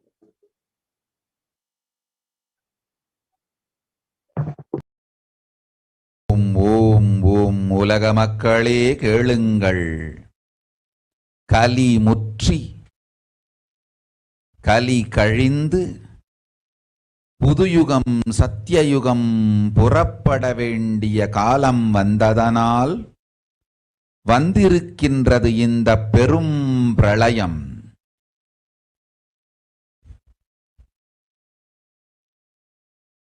கவலை வேண்டாம்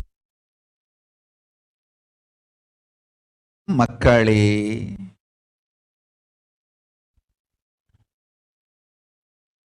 நித்யானந்தன் வடிவம் தாங்கி நாமே இங்கு வந்திருக்கின்றோம். நித்யயுகம் செய்வோம், நித்யயுகம் சத்யயுகமாய் மலரும் இங்கு. ஆனந்தமாக இருங்கள்.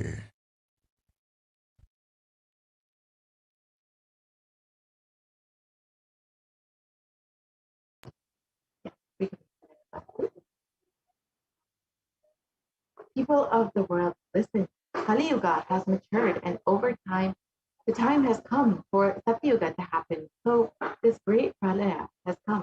Don't worry, people. In the form of Nithyananda, I myself have come. I will make Nitya Yuga. Nitya Yuga will blossom as Satya Yuga. Be blissful.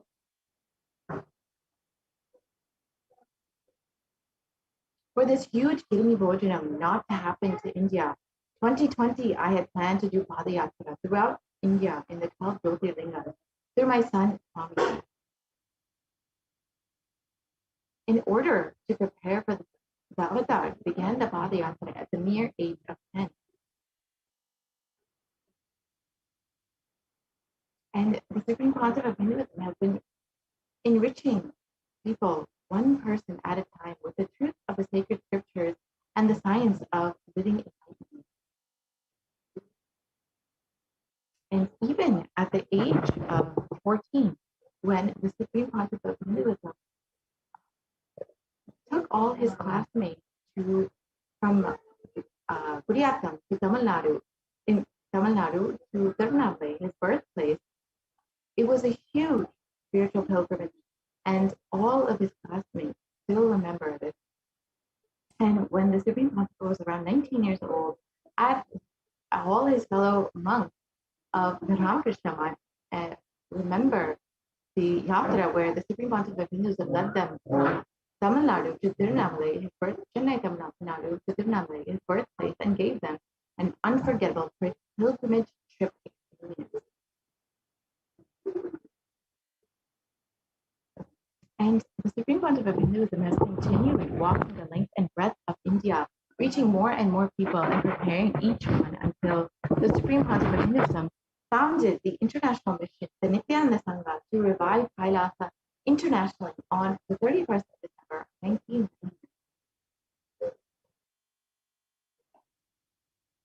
And the Supreme Concept of Hinduism has established the Kailasa enlightenment ecosystem in Tiruchendur, Tamil Nadu, South India, on the 14th of April 2001, which was the first Kailasa enlightenment ecosystem where the Supreme Concept of Hinduism himself was sharing this science of enlightenment with the world. And in 2001, the avatar continued his Vijayapara all over the world to enrich people from all backgrounds. And the Supreme Concept of Hinduism intensity and dedication for the people, even among crowds of thousands who don't know English, the Supreme Concept of Hinduism voice resonated deeply and his presence moved each one to tears. And in 2004, the Avatar led his disciples on the first Himalayan yatra, visiting temples, delivering satsangs, and initiating them into the superconscious breakthrough. And subsequently, the Avatar personally organized and led yatras yearly on guided individual souls, not to just physical spiritual sites, but to supernal spiritual realms. In 2006, the Padayatras were taken to the next level with the Kodikan Padayatra, with crores participating and impacted by Nithyanandeshwara and Nithyanandeshwari deities, traveling from city to city. And we can move to the next slide, please. Yes, we can move to the next slide, please.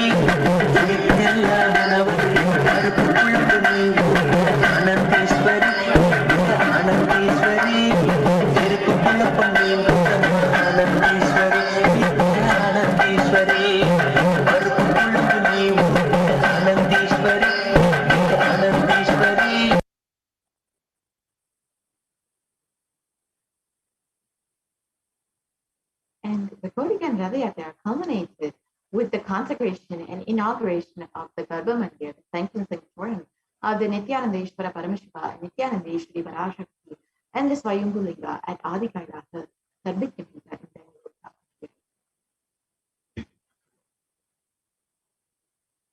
And the deities were energized as Archavataras to radiate the energy of Paramashiva and Parashakti to create the Adi Kailasa Sarvijnapita as a ship to save humanity from the upcoming Pralaya.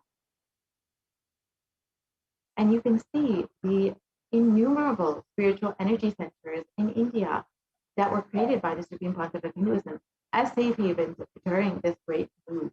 You can see the Adi Kailasa along with the Kailasa in Bangalore and the various Kailasas all over India and around the world.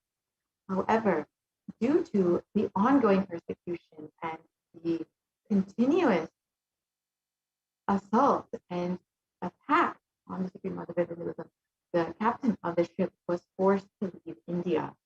And the Padayatra that was to be taken place in 2020 was not allowed to happen.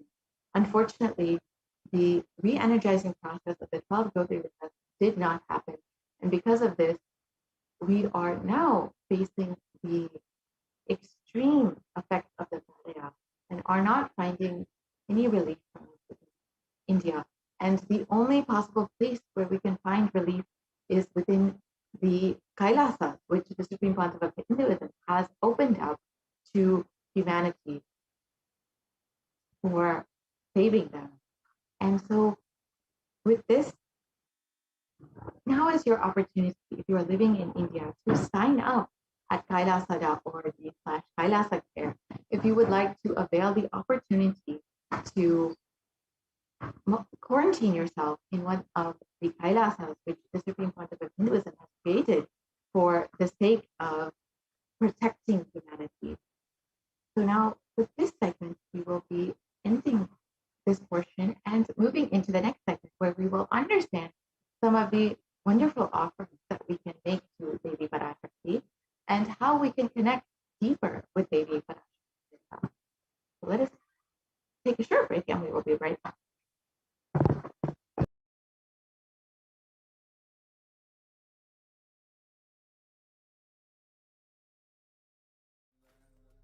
Paramashivoham. Om Nithyananda Paramashivoham.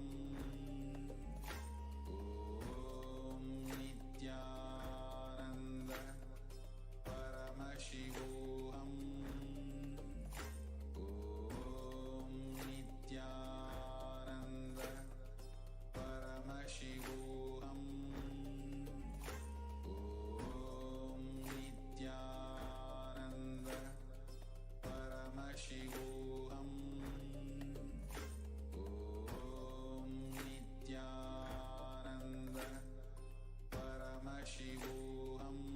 Om Nithyananda Paramashivoham.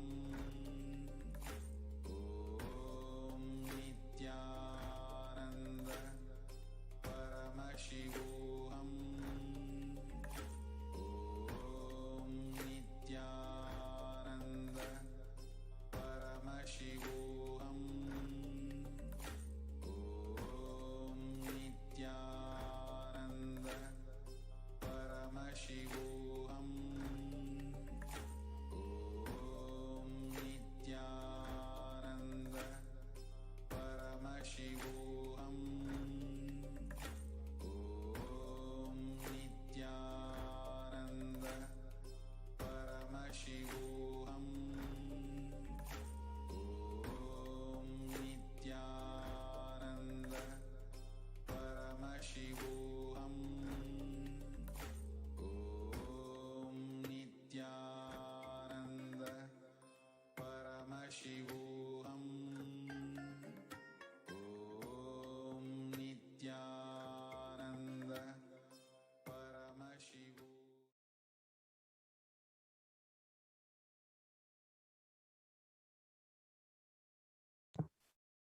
Nithyanandam, and welcome back to all of the viewers who are joining us across the world for this Devi Parashakti Akashik reading program, and for all of you, all the Kailashans across the world, and the global Hindu diaspora who's tuning in right now. I'm sure that you're eager, absolutely eager, to have the live darshan of Devi Parashakti at 6 a.m. IST.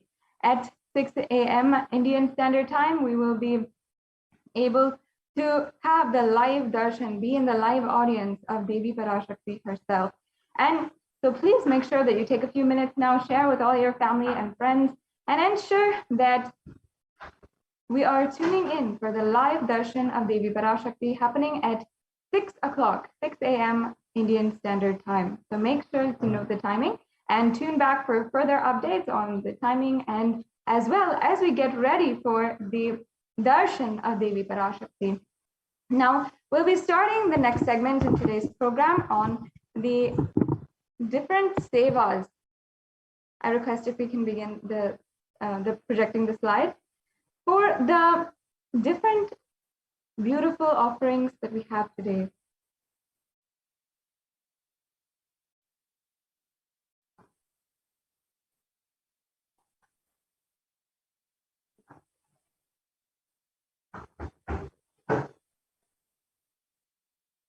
Yes, as you can see here, we are going to begin this next segment on the offerings to Devi Parashakti. These are a beautiful way to deepen your experience of oneness with the divine and have such a beautiful experience of oneness and be able to and be able to ultimately manifest the powerful cognitions of Devi Parashakti in our life in different aspects. Now, the offering is a giving of a divine gift of pure love, devotion, and oneness, and consists of two parts. One is giving, and the second is accepting. Only when the divine accepts what one offers, the offering becomes complete.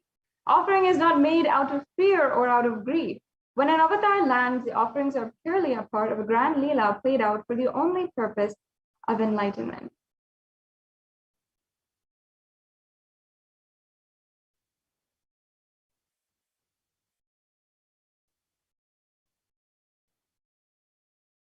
And let me now chant the Shastra Pramanas, the invocations or the Dhyana Shlokas of Devi Parashakti.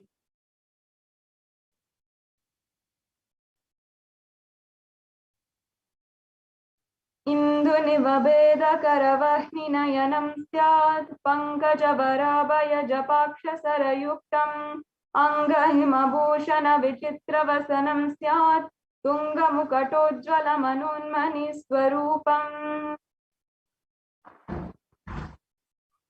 And the English translation of this is: moonlight face, holding the Vedas on hand, fire in eyes, with lotus flower gracing and blessing hands. One hand with the japamala, beautifully decorated with jeweled ornaments and wonderful clothes, a shining bright crown. Her name is Manunmani. Yes. And the next slide. Here we have the next Dhyana Shloka for Devi Parashakti, which I'll be chanting.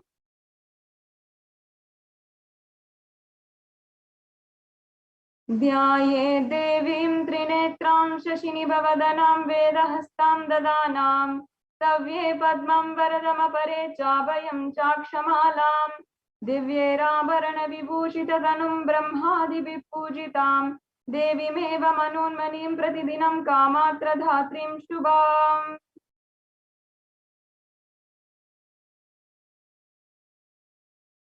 Yes. And the next slide is the English translation.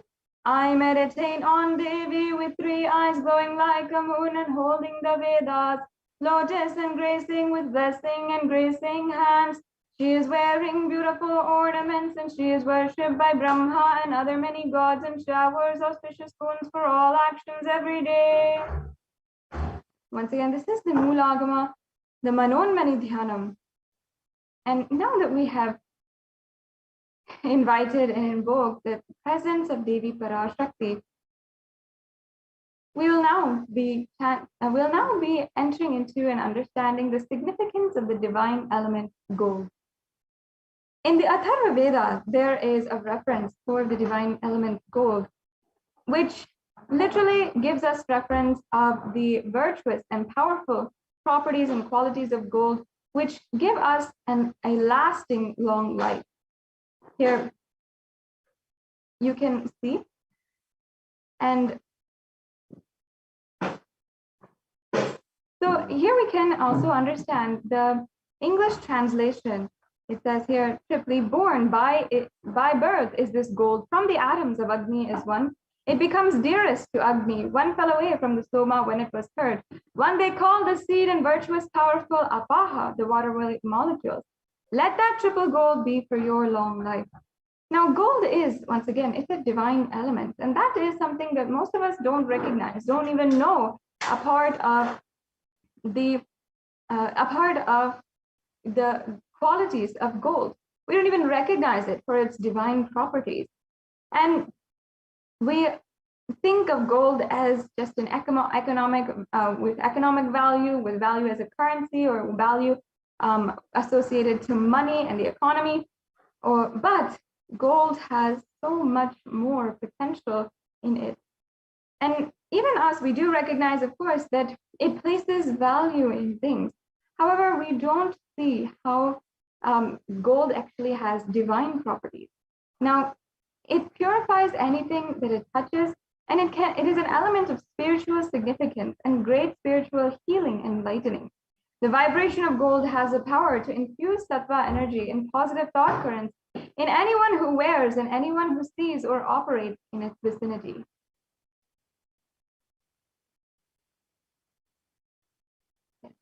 And gold is present in all the scriptures, in the Agamas, Vedas, Shrutis, the Itihasas, and Puranas. In all the Hindu scriptures, it is abundant that gold is most auspicious and purest metal,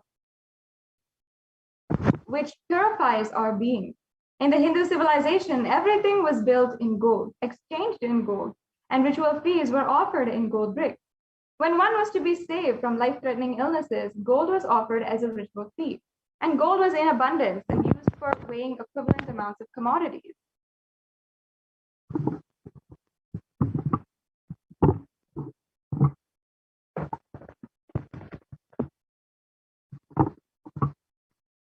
And also in the Hindu civilization, it thrived on the banks of rivers of gold.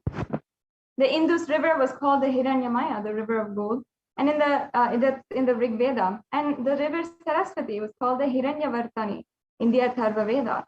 Gold is the supreme element for offering gifts to the ones you love and revere.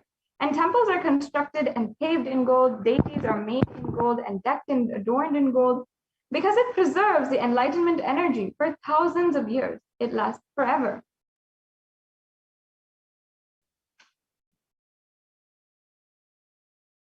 So now let us begin the exquisite array of offerings that we have to make available for each and every one of you.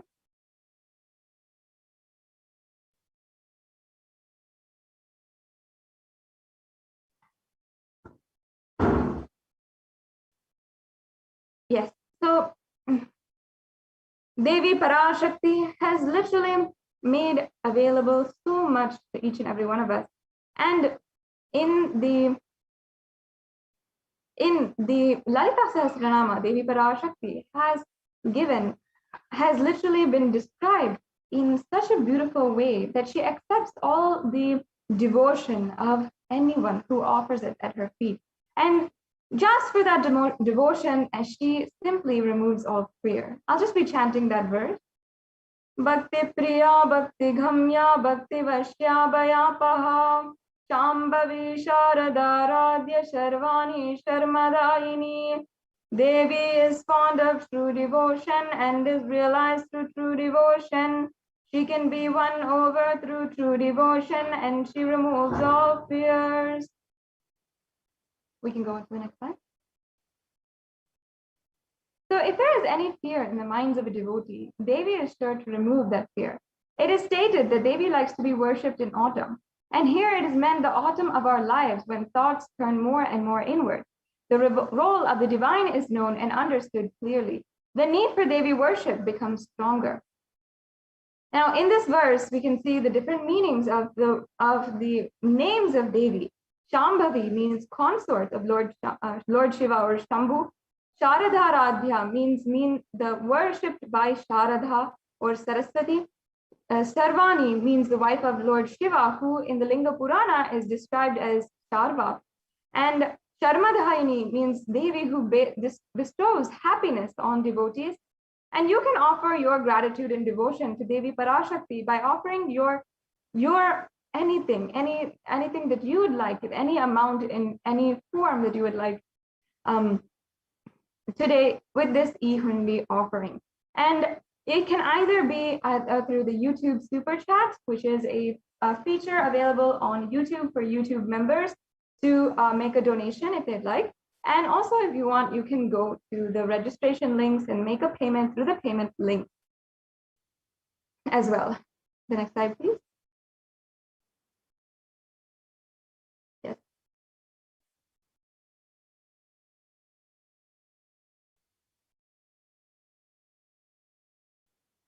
And the next offering is the Sankalpa chanting.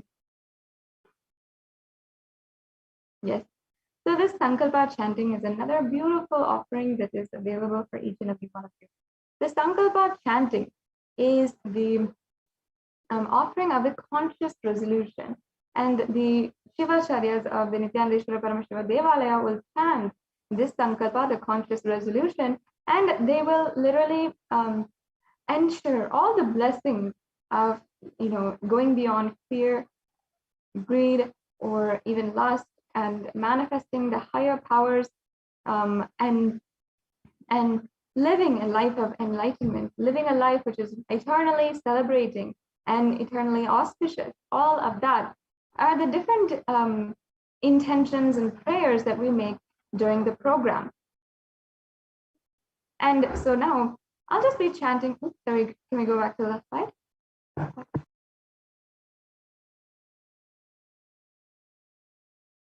I'll just be chanting the verse from the Devi Mahatmyam, chapter 12, verse 34.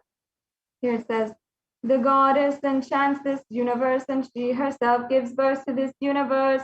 The goddess, being prayed without interest in anything, gives the knowledge that leads to salvation and gives wealth in the materialistic sense.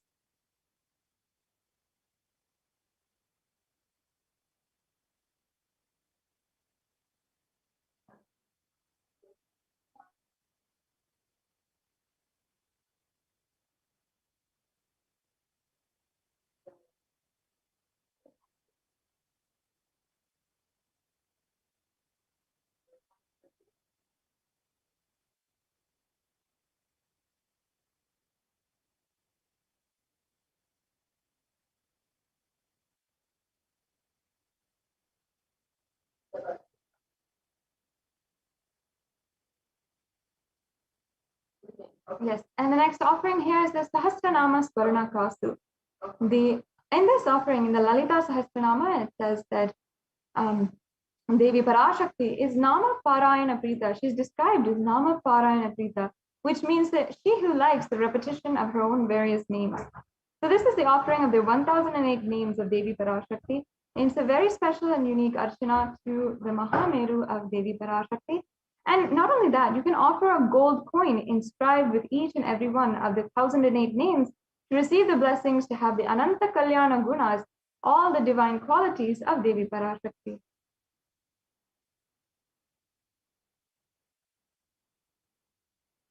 Yes, and the next offering is the Mukta Anguti. I'll just be chanting that verse.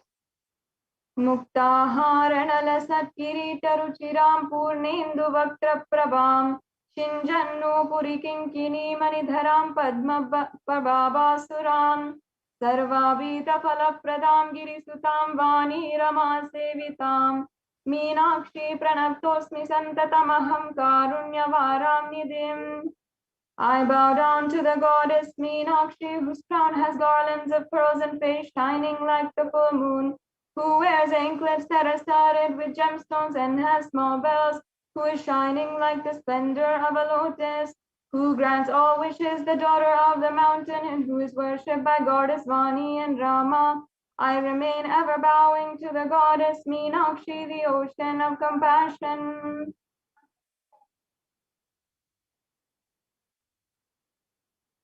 Yes, and you can offer the pearl ring to receive the blessings, to be showered by the compassion and pure love in all your business endeavors.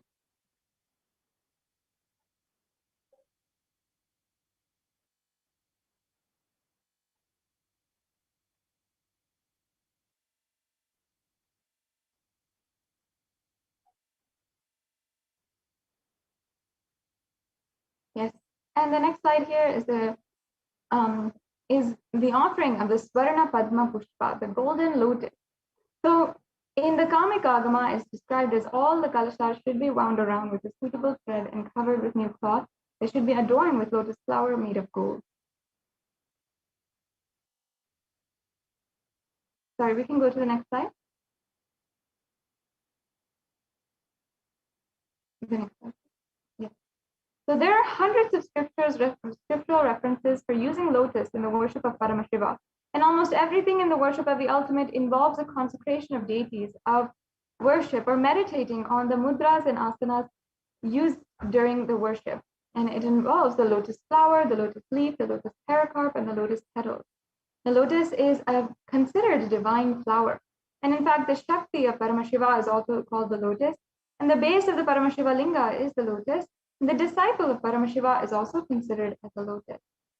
Now, you can offer the golden lotus of any size you wish and be blessed to have the state, space, and powers and being of Devi in your inner space amidst any and every adverse situation in life. And the next slide is the Swarna Metti offering, the golden toe ring. We can go to the previous slide, please.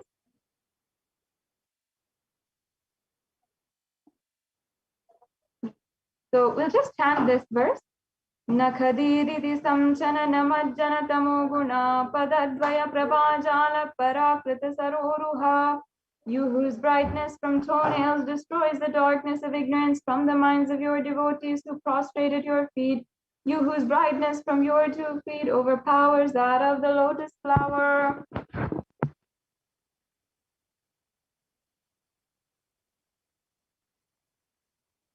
Yes, you can offer the Swarnameti to Devi Parashakti, adorning her sacred feet, to be in the constant gratitude and receive her blessings, and even in the most difficult parts of our life.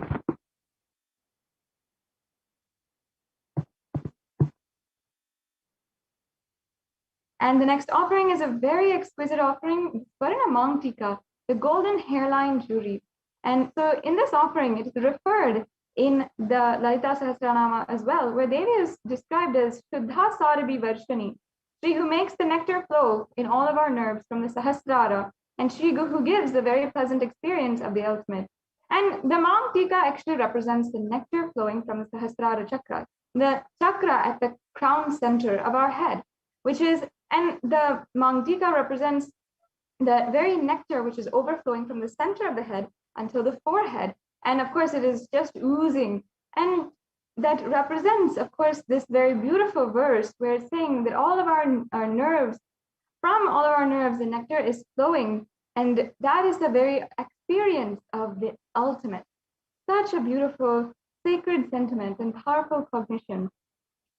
And you can offer this Swarna Mangtika in order to experience the divine, you can experience the beautiful oneness with Devi Parashakti and be able to experience the blissful state of overflowing gratitude and the space of complete completion. The next slide, please.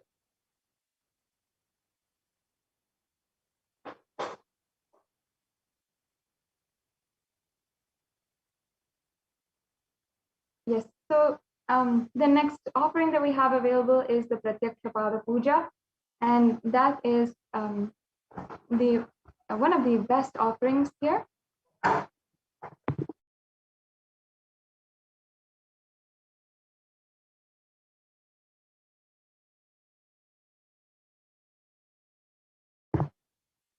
Yes, so I'll just be chanting once again the Pramana for the Pratyaksha Pada Puja.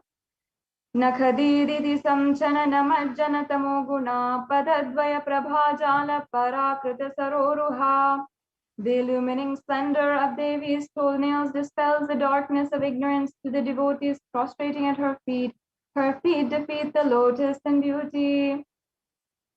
Now, in Shlokam number 83 of the Saundarya Lahari, which states that the nails have been sharpened by constantly being touched by the crowns of celestial beings who always prostrate before Devi.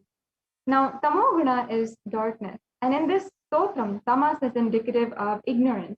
And in the minds of devotees and by who are constantly prostrating before her feet, their ignorance is removed and they attain knowledge.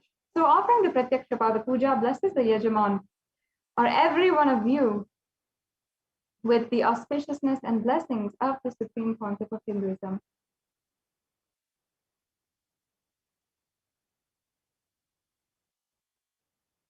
Yes, and the next offering is the Vastra Seva.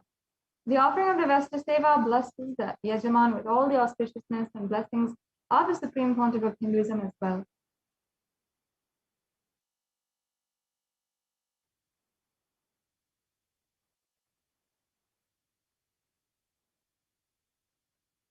So as you can see here, we have an array of different offerings.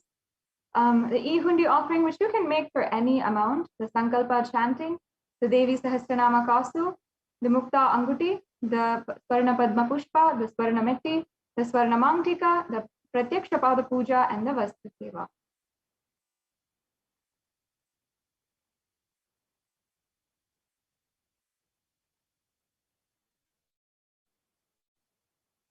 Now, you might be in two categories. In the registration form, there are two options. Either you can get ready to offer today, or you can make your intention today.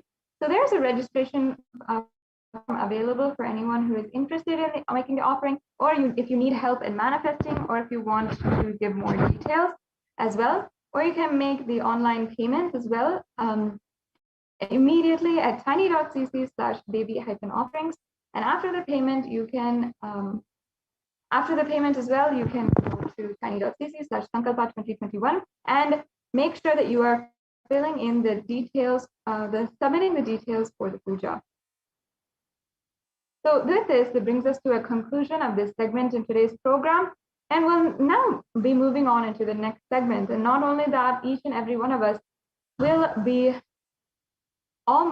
getting ready for the Devi Parashakti Akashic reading. I'm sure that every single one of you is simply waiting for the divine presence of the Supreme Pontiff of Hinduism manifesting as Devi Parashakti herself. I'm sure that each and every one of you are simply waiting to do so. And if you are, make sure that you are also taking a chance to share this program link with anyone who would like, and with anyone who wants to,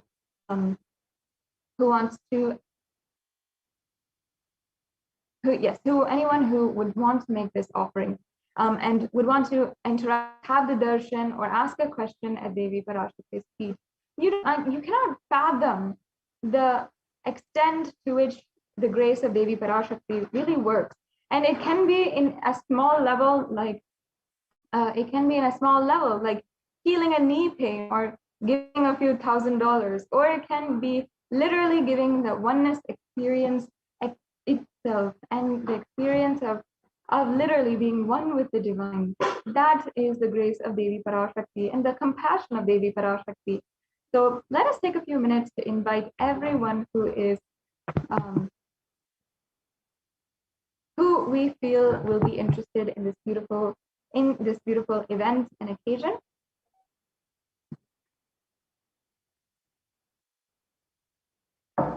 And as well, I request if we can also show the link tiny.cc/baby-offering, so that everyone knows what the payment, how to make the payment today. Yes. Great.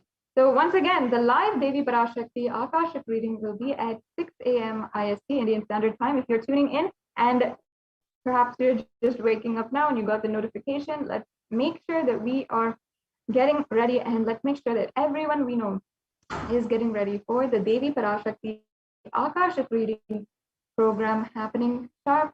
And we will soon be getting ready for the Devi Parashakti Akashic reading. And we'll be just doing some preparation. We'll be getting ready our inner space for the Devi Parashakti Akashic reading. Yes, as you can see here, this is the payment link. So you can go and select in the drop-down menu any of the different offerings that we have available for you today. And you can select that, add that to your cart.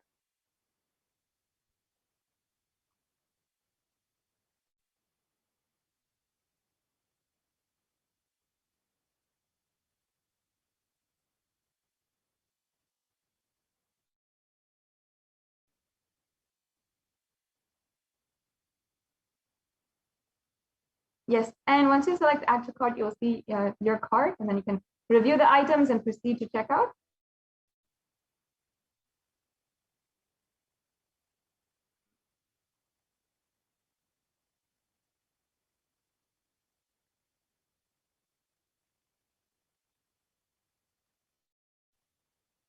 And then you can fill out your billing details and your payment details and everything that is required to complete your payment today.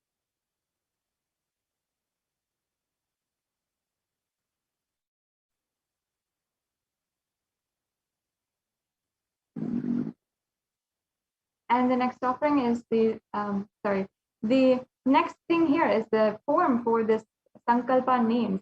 This form is required if you would like to, once you make your payment, after you make your payment, you should be filling out this form and filling out all of the names that of whom is going to be offering today.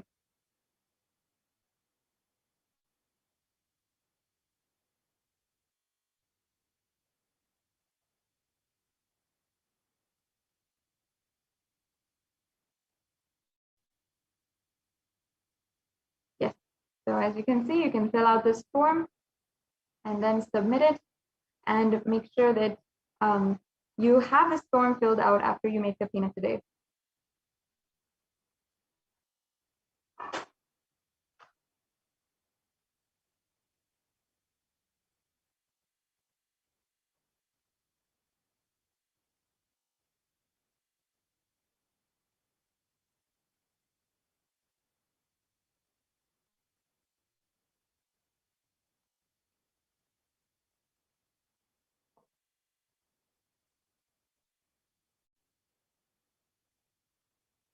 Yes, and as you can see here, this is the form for the intention form. If you want to make an offering, but perhaps you do not know how, you don't have resources or money or time, you can fill out this form and you will be able to get the resources, the information that you need, or you can get the help you want in manifesting this offering.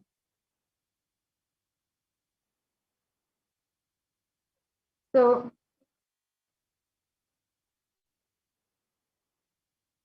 with this, we'll now be soon entering into the next segment of today's program.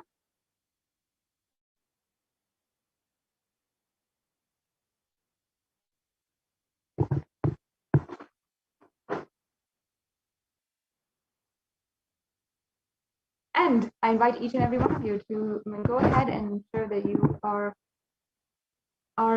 sharing. And also, if you want, you can prepare and ensure that you are that you are asking your questions. What kind of questions you want to ask? What are the different, maybe perhaps the boons that you'd like to ask, or the request for any healing prayers, whatever it is, you can ask today during the live Parashakti Akashic reading. And you can ask through Facebook, YouTube, Instagram, or Twitter. Now, if you are on Facebook, I request if we can project the slides for the social media asking the questions, how to post your question. We can project those slides and show the viewers exactly how we can ask the question.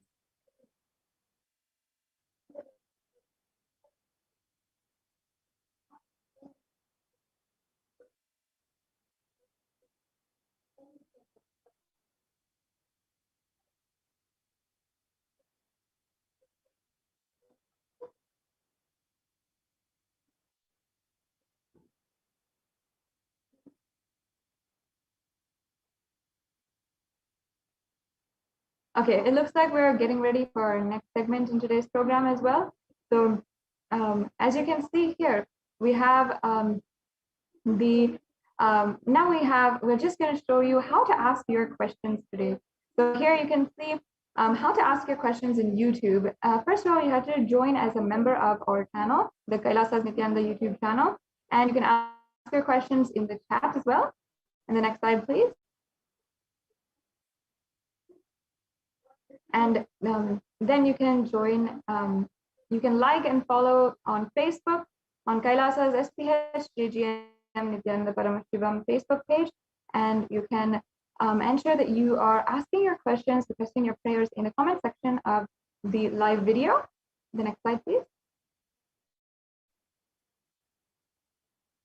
And also on Twitter, you can go to Twitter and you can ask your questions in the reply section of the tweet with hashtag #AskTheAvatar. And on Instagram as well, you can comment on the post for today's live darshan and ask questions as well.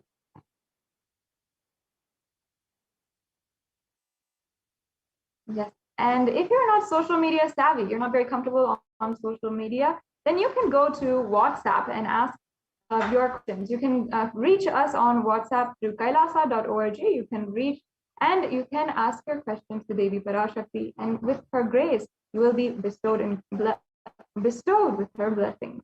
There's also a live chat option on the kailasa.org website as well, which you can have and use. Yes. So this brings us to a conclusion of this segment of today's program, and we'll be moving on to the next segment and then getting ready for the live darshan of Devi Parashakti. Thank you, Ma Dayami Swami, for joining us today for this next segment. Now, you can go ahead and explain to each and every one of the viewers about the Adi Kailasa Sarvajna Peetham, the various contributions of the Supreme Pontiff of Hinduism through Adi Kailash. Thank you so much, Ma Nithyanandam. Nithyanandam, let's start our next segment with the Supreme Pontiff of Hinduism, Jagadguru Mahasannidhanam, His Divine Holiness, Bhagavan Nithyananda Paramashivam's blessings. Kailasa's Department of Enlightened Civilization presents the revival of temple sciences and ecosystems and Adi Kailasa ship. So let's start with the Sadguru Vandana. Nithyanandam Paramasugadam Kevalam Jnanamurtim Dvandvatitam Gagana Sadrusham Tattvamasya Ekam Nityam Vimalamachalam Sarvadi Sakshibhutam Bhavatitam Triguna Rahitam Sadgurum Tam Namami. Nithyanandam. So across the world, due to the rise in the cases of COVID-19, across India, so many temples which were the history of opening, serving their deities for the devotees and offering the temple services for thousands of years, unbroken lineage of thousands of years, very famous temples are shut down due to the pandemic. Let's see some of the examples. For example, Maharashtra, the Shirdi Sai Baba temple and Mumbai Siddhi Vinayaka temple will remain shut down for devotees. It is already shut down till further orders. The Sai Baba temple will remain closed for devotees. And recently it shut down till further orders, said the Ravindra Thakre, the officiating chief executive officer, Sri Sai Baba Sansthan Trust. The Siddhi Temple administration took the decision after the Maharashtra government announced a weekend lockdown and night curfew recently in the state to control the spread of the coronavirus. And in another state, Odisha, the Puri Jagannath temple, which is the world famous, is now closed for public. Keeping in view the surge of COVID-19 cases in Odisha and also in Puri, the authorities of the temple of Lord Jagannath in the pilgrim town on Sunday. The famous temple is closed for devotees since May 5th, as a statewide lockdown was imposed by the Odisha government. And not only the Puri Jagannath temple, but all religious places closed for public in Bhubaneswar, as city records the highest daily COVID surge, with the Odisha capital, Bhubaneswar, registering the highest ever single day spike, 581 new COVID-19 cases. Recently, the local municipal authorities recently declared closure of all religious places like temples, mosques, gurudwaras, and churches for devotees from the last Sunday till further orders. In Uttar Pradesh, major Madhura temples ban entry of devotees amid the COVID-19 surge. Two major temples of the Sapta Devalaya, the cluster of 7 temples in Vrindavan on Saturday banned the entry of devotees in view of the rising COVID-19 cases.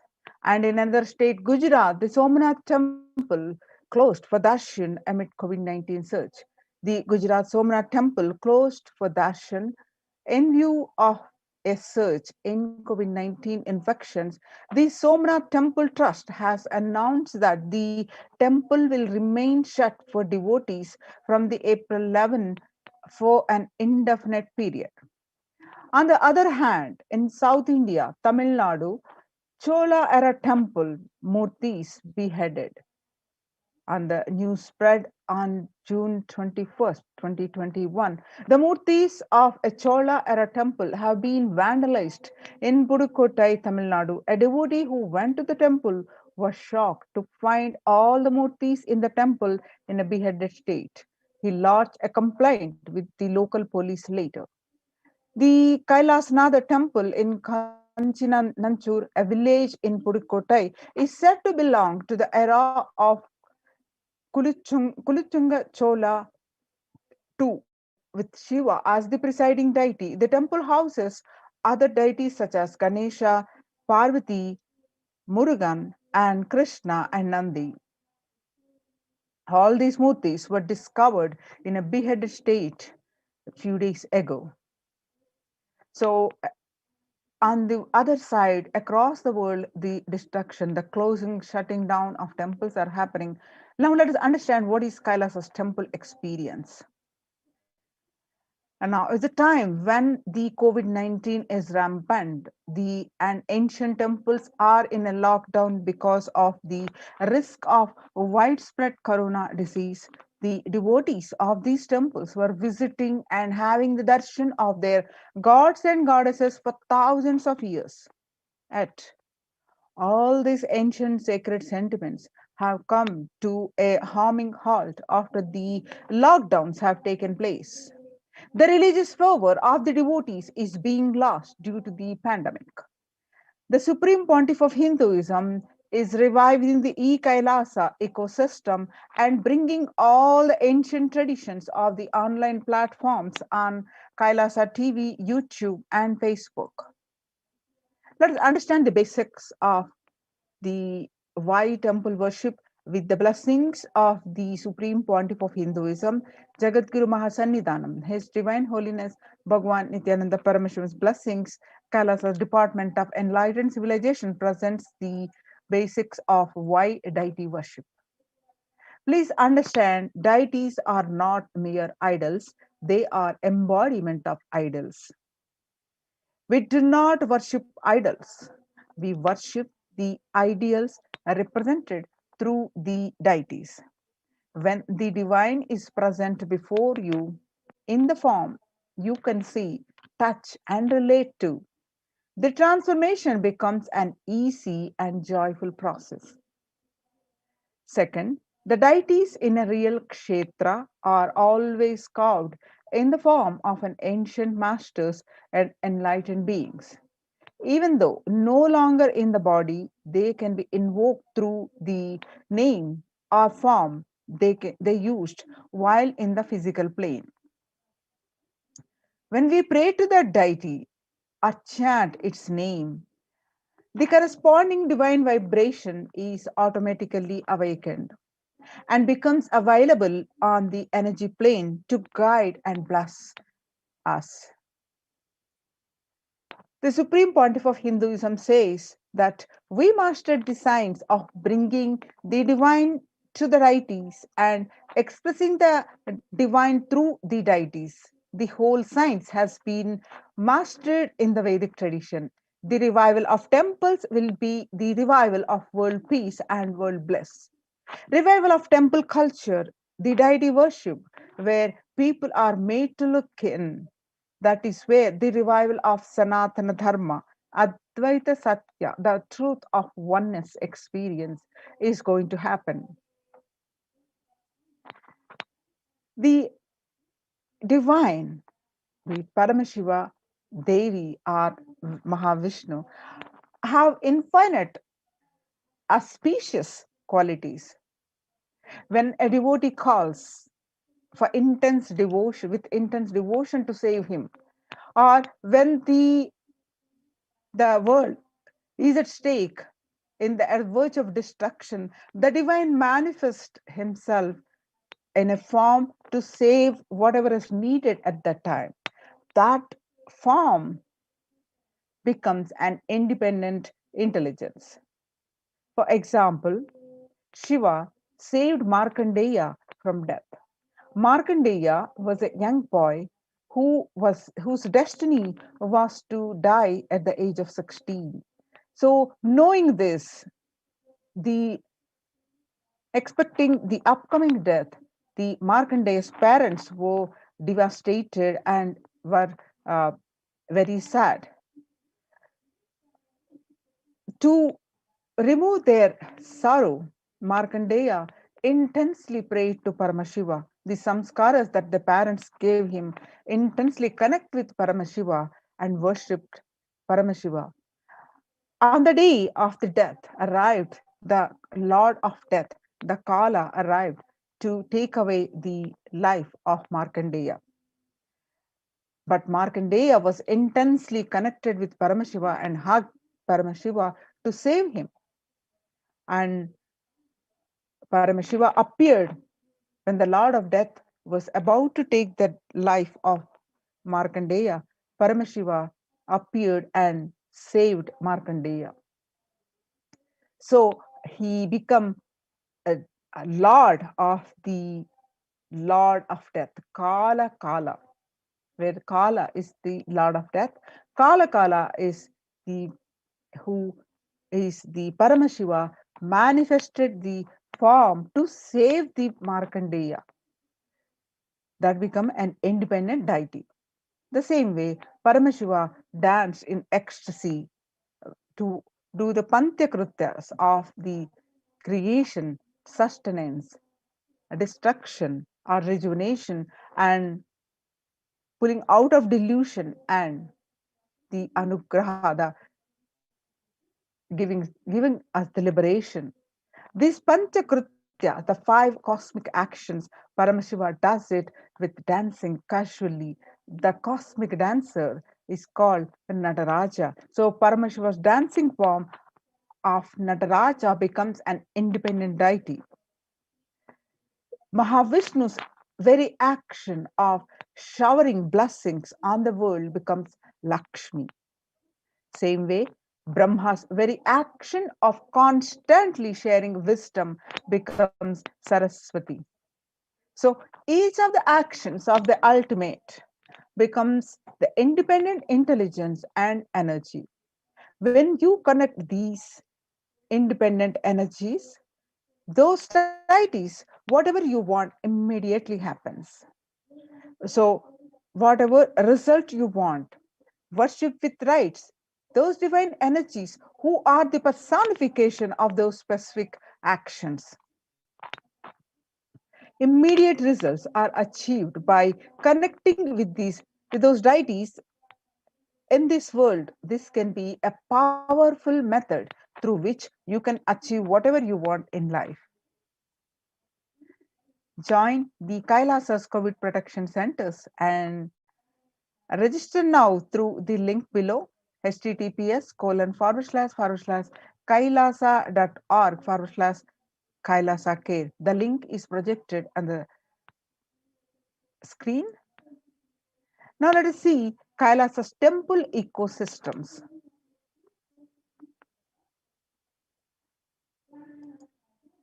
Kailasa is a place where everything related to super consciousness is revived. All the sampradayas, all the spiritual ecosystems, sampradayas is traditions, and all the spiritual ecosystems created for enlightenment will be revived and established in such a way it never gets lost again.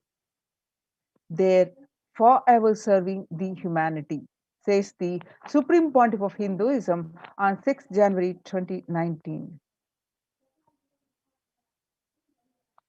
Revival of Hinduism's temple ecosystems. Let's listen from the Supreme Pontiff of Hinduism's own voice. I am going to revive Hinduism by setting up a model community, enlightenment ecosystem. I am going to create absolutely from the scratch newly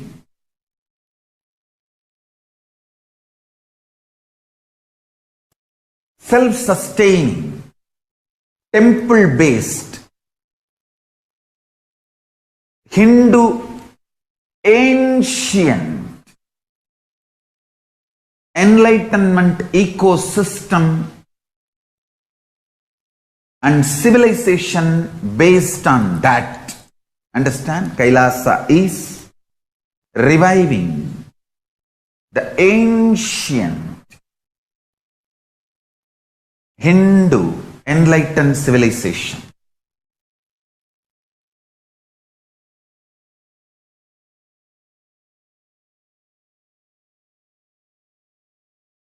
Paramashiva himself manifested this Kailasa Mandala, the enlightenment ecosystem, and the lifestyle.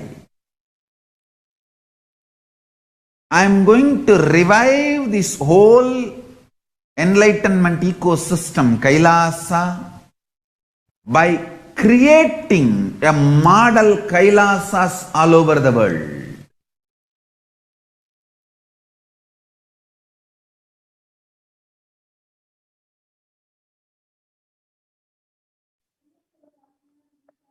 In adulation of violence in recent lifestyle has enabled disruption in several nations, affecting millions of lives with mental distress, physical health elements, defalcation of food supply, and pinpointed destruction to the infrastructure of several countries. The Supreme Pontiff of Hinduism, Jagadguru Mahasannidhanam, His Divine Holiness Bhagwan Nithyananda Paramashivam, has dedicated his entire life and made it his mission to bring the global peace from the ground level through the Kailasa's Department of Religion and Worship and Department of Human Services to bring harmony in humanity, to create a life of freedom and peace for every individual on the planet Earth through the revival of the temple ecosystems. The director of the National Institute of Mental Health, Joshua Gordon, pointed out that the environmental factors present both risk and protective influences on mental health. He grouped such factors into three group types: individual factors such as the microbiome, natural and built components include green spaces, housing, and highways, which may play a role in health disparities. Social factors like family structure, poverty, and other social determinants of health.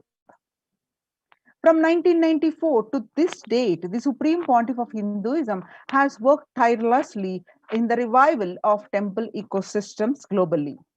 Through the Kailasa Department of Religion and Worship, the Department of Human Services, led by the Supreme Pontiff of Hinduism, this lifelong commitment to the mission and vision of bringing global harmony, sustainable living, and reproducible ecosystems has been proven in the building active, contributing temple ecosystems around the world.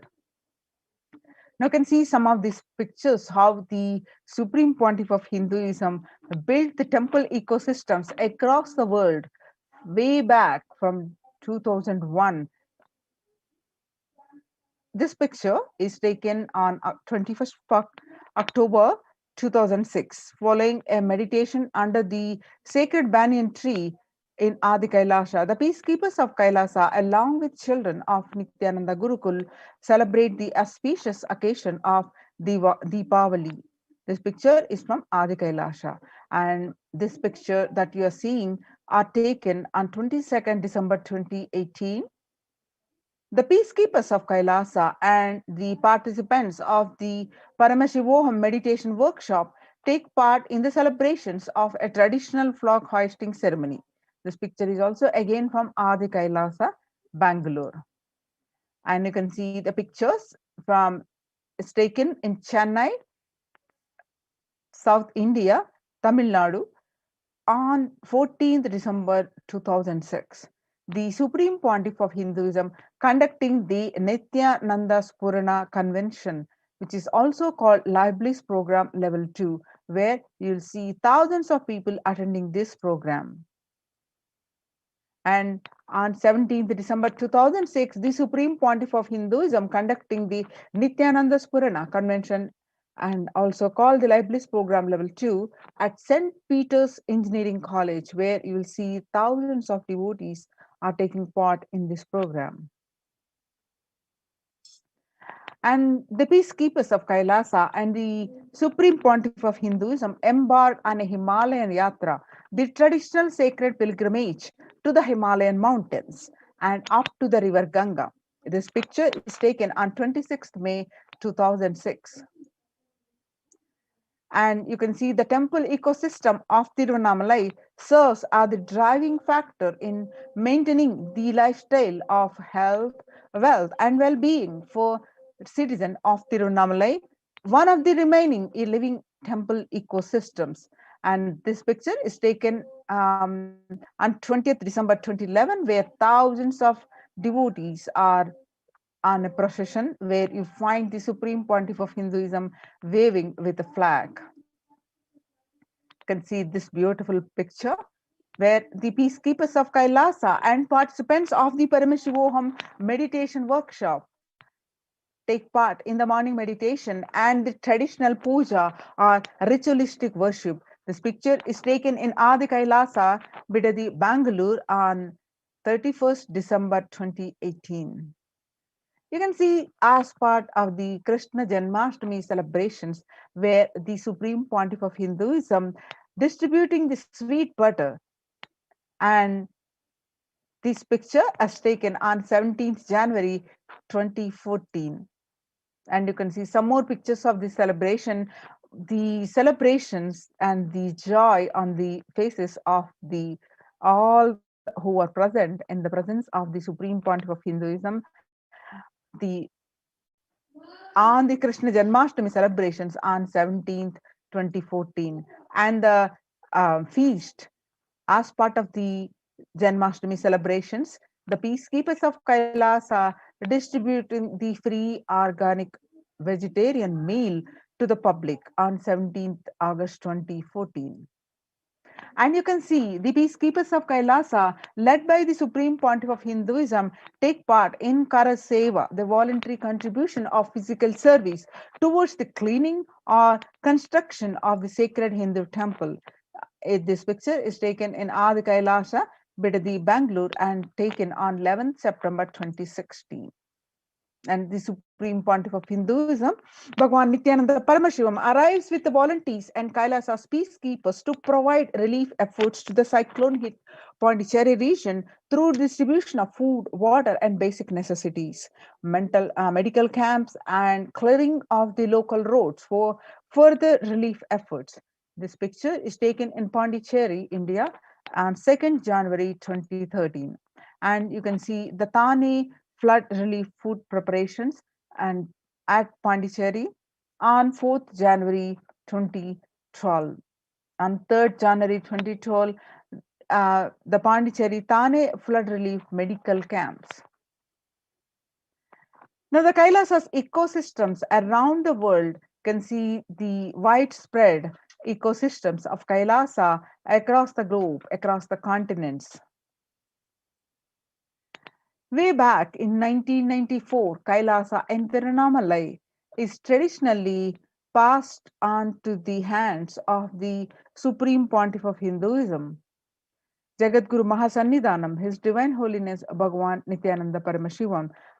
In 2017, right side you see the picture where Kailasa and Tiruvannamalai receiving the visitors and delegates for the Kalpataru meditation workshop and Shiva Diksha.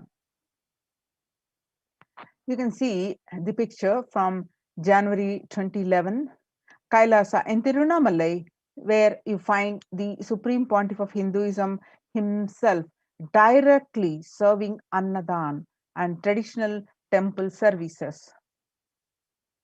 You can see the Kailasa in Tiruvannamalai on 11th March 2017, where thousands arrived to receive the enlightenment ecosystem and to traditionally meet the Supreme Pontiff of Hinduism, Jagadguru Mahasannidhanam, His Divine Holiness Bhagwan Nithyananda Paramashivam.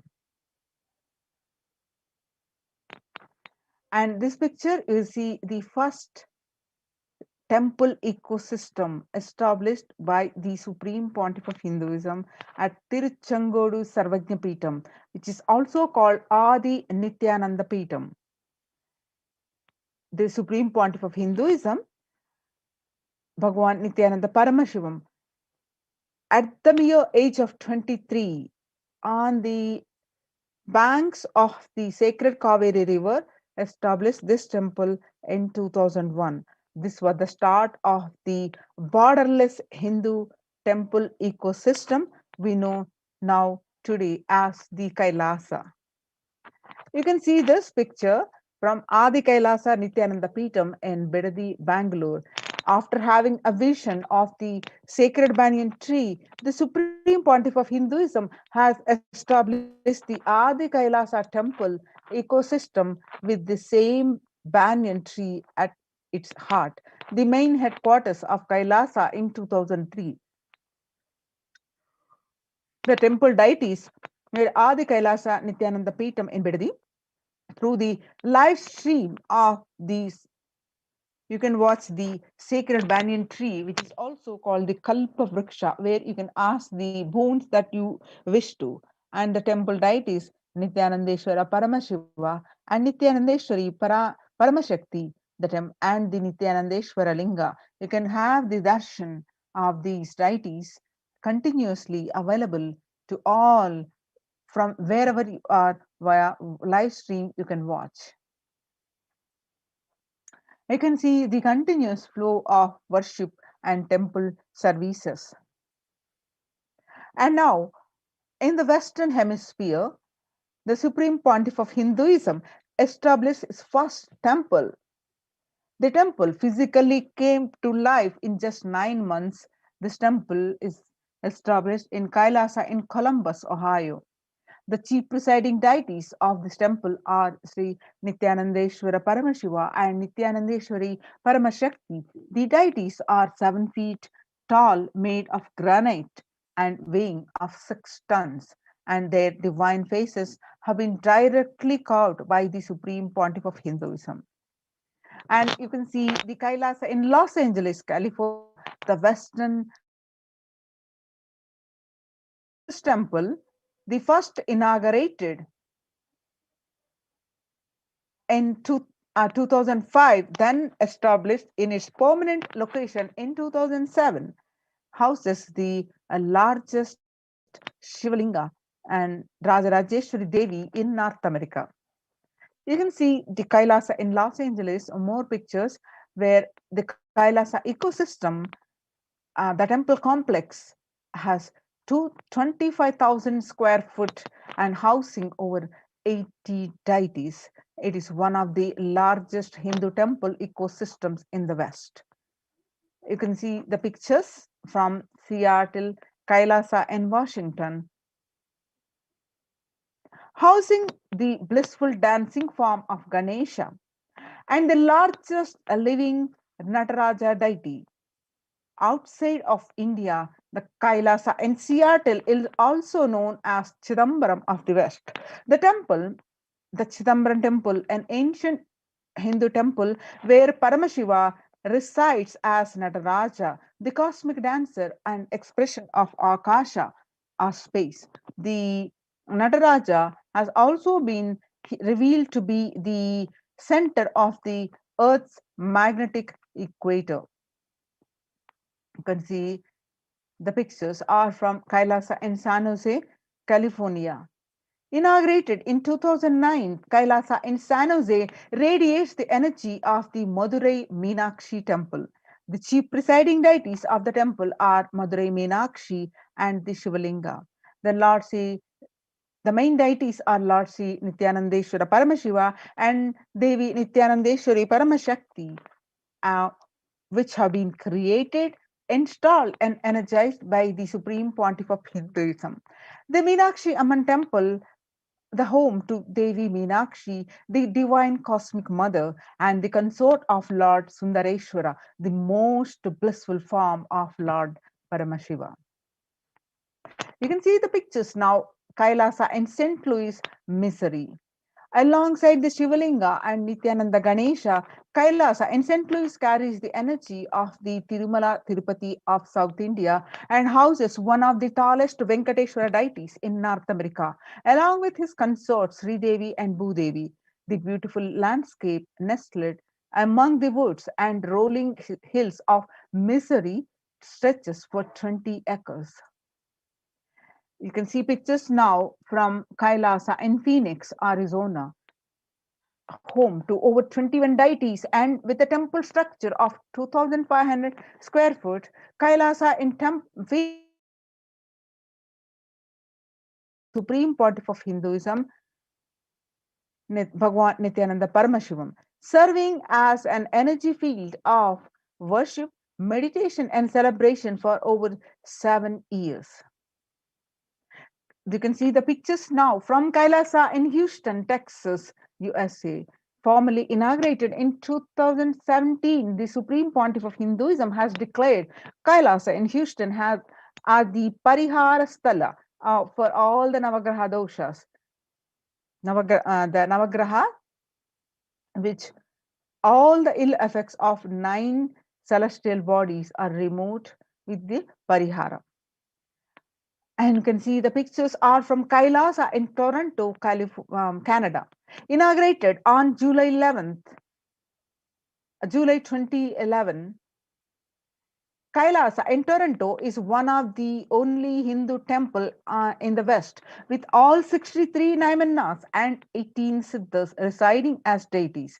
The temple deities here are seated exactly as they existentially preside in Kailasa around Paramashiva and the primordial deity of the Hinduism. You can see more blissful pictures from the Kailasa in Toronto, Canada. Active and alive from 2011 onwards, Kailasa in Toronto has been blessed to radiate the superconsciousness energy of Kailasa. This temple ecosystem goes on providing various temple services to the community, such as Annadan and traditional Hindu ceremonies. Kailasa Department of Religion and Worship, the Department of Human Services, and each of the Kailasas temple ecosystem consider the right of happiness to be the highest fundamental right of all humans. The ultimate goal for all Hinduism and Kailasa, led by the Supreme Pontiff of Hinduism, Jagadguru Mahasannidhanam, His Divine Holiness Bhagwan Nithyananda Paramashivam, is the material and spiritual well-being and prosperity of humanity. Join now the COVID Care Protection Centers. Register now through the link below, https://kailasa.org/Kailasa Care. Now let us see the contribution from the Kailasa's Department of Religion and Worship during the COVID-19 pandemic. You can see the live stream where you find the Adi Kailasa Kalpavriksha tree, the sacred banyan tree, which gives the bones continuously. You can watch this via live stream. You can watch the live streams of the Abhishekam, the temple services, and the live satsangs by the Supreme Pontiff of Hinduism continuously. On 12th May 2021, Devi Parashakti herself revealed through the Supreme Pontiff of Hinduism to the world that I came as Nija Avatar. I am blessing you. Listen, people, listen. To do good to all of you, I have taken the form of Nityananda and came down as Nija Avatar. People of India, listen, carefully listen. Time after time, Bharatam is Jnana Bhumi, where enlightened being comes. We cannot make Jnana Bhumi as infertile. Enlightened beings have to come. They have to live. It has to flower. Few hypocrites, because they are stuck in delusion, we cannot sacrifice the world. Cosmos cannot be destroyed. The ship I did to save the cosmos from being destroyed, that is called Adi Kailasa. The ship I did to protect beings from Pralaya is Adi Kailasa because of conspiracy of Drohis and enemies rule. The captain has to leave the ship. Before 12 years, knowing the great deluge that is going to happen, all Aushadas by this Guru Purnima, that Jnana Rasavadam, Navapashana is going to flower. Allow people to come and take dip in Navapashana flower. People, whoever comes and dip in Vaidyasarovar, they will not have death. They will not have corona. Crores and crores of people will come in line every day. I they will take the dip in the Ananda Lingam. On 30 May 2021, Devi continued to reveal to the world that listen well to my words. For India, I made ship as protection. The Nithyananda Navapashana Lingam invite the Sarovar. Go to Adi Kailasa, O Indians, listen. All those regretting losing Nithyananda Nija Avatara without confusion and without talking, just as lip service, go to Adi Kailasa. Scores of people will come there looking for help, Navapashana water feast and medicine to get health and protection and enlightenment. To protect India from the great destruction, I, Parashakti, made this huge ship. Even if captain is not there, the ship is there. When the first world countries close their borders during a massive global emergency, Kailasa has opened its not only its doors to all without exception. Join the COVID care protection centers and save your life. Register now through the link below https://kailasa.org/kailasa care. You can see the blissful pictures from the ecosystem of Adi Kailasa. You can see the various rituals that are happening, the temple services that are happening, and the various fire rituals, various abhishekams, alankarams, and the kalyanams, and the festivals that are being celebrated in the temple ecosystem. Register now through the link below. Join COVID care protection centers and save your life.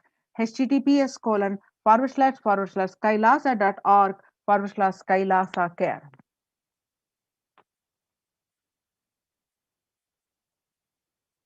Now we'll move on to the next segment after a short break.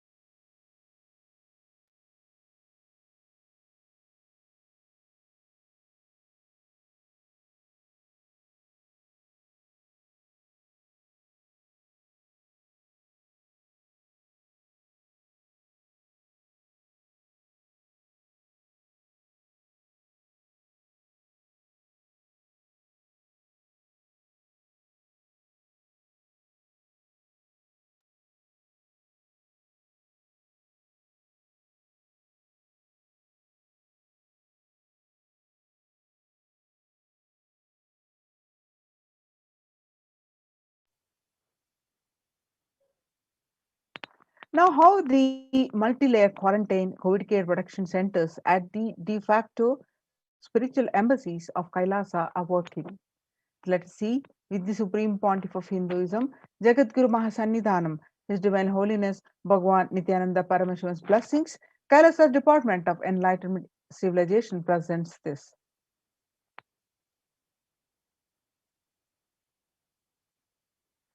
As we see the world today, COVID-19 is creating a hunger catastrophe in India. The pandemic has led to increase in global food insecurity affecting the vulnerable household in almost every country. It has exacerbated the existing inequalities, pushing millions of people into the vicious cycles of economic stagnation, loss of livelihood, and worsening food insecurity. You can see the statistics from the World Bank estimates that 71 million people will be pushed into extreme poverty across the globe as a result of the pandemic. The World Food Program estimates that an additional 130 million people could fall into the category of food insecure over and above the 820 million who were classified as such by the 2019 State of Food Insecurity in the World Report. Hunger is in plain sight. COVID-19 worsens the plight of food insecurity. More than 50 million people have experienced food insecurity during the pandemic, up from 35 million in 2019, according to the Feeding America nonprofit, the nation's largest domestic hunger relief organization. And on the other hand, the child malnutrition and hunger skyrocketed in Haiti as COVID-19 infections spike.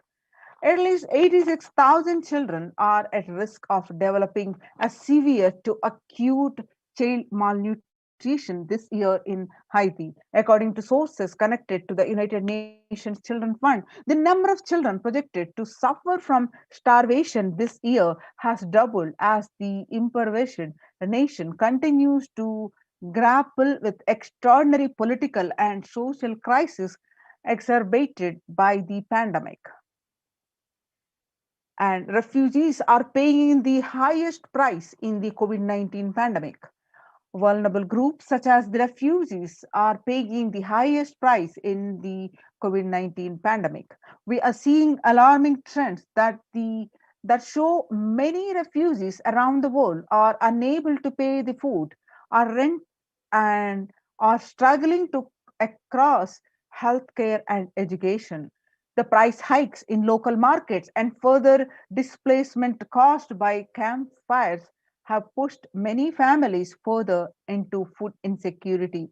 During April and May, around 30,000 refugees in the Cox's Bazar camps raised questions and concerns, with 63% seeking services including urgent food relief and shelter. Just over one third, that is 37%, requested health or medical care. The famine risk spikes amidst COVID-19 and funding gaps. The number of people teetering on the brink of famine has risen from 34 million projected as the beginning of the year to 41 million projected as of June. He said, without immediate emergency food assistance, they too face starvation as the slightest shock, which pushed them over the cliff into famine conditions. The World Bank releases report on growing food insecurity that the the insecurity rates in response to the COVID-19 pandemic. The report released on May 20th, 2021 stated that COVID-19 impacts have led to severe and widespread increases in global food insecurity, affecting vulnerable households in almost every country, which impacts expected to continue to grow through 2021 in into 2022. It also states that the global food prices increased significantly by 38% since January 2020. The World Economic Forum, the report includes 155 million people are caught up in food crisis of varying severity. 133,000 people in Burkina Faso, South Sudan, and Yemen are most at risk. 10 countries account for two-thirds of those facing acute hunger. The resilience of agri-food systems is being eroded by conflict, insecurity, and environmental trends. Join now through the link below and protect yourself in the Kailasa's COVID Protection Care Centers, https://kailasa.org/Kailasa care.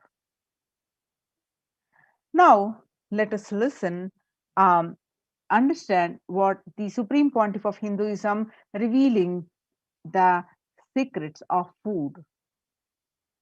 You become what you eat. What you eat contributes to what you think.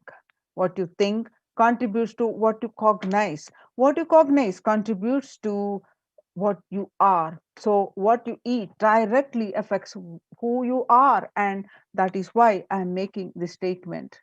You become what you eat. What is in your plate matters because that is going to become you. Violence based food derived from killing animals and life negative chemical based toxic food both harm the system equally.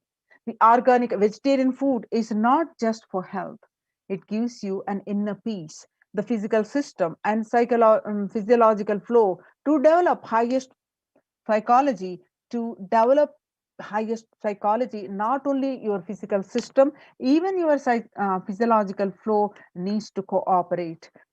Your brain is constructed for all those higher things. When you don't explore the higher things, you are bound to feed the lower things and keep your brain engaged for survival. If you don't explore the higher dimensions of consciousness, you will force yourself into drugs and try to explore the hallucination, imaginary, illusory dimensions of the universe. The human body is naturally designed for vegetarian food. Vegetarianism as a lifestyle, the inner mechanisms like feeling, thinking, words, everything is designed to function with vegetarian food. It is like having a generator which can handle only 220-volt currents or a UPS which can handle only 220-volt currents, but it is given 20,000 volts current. What will happen? It will get fused.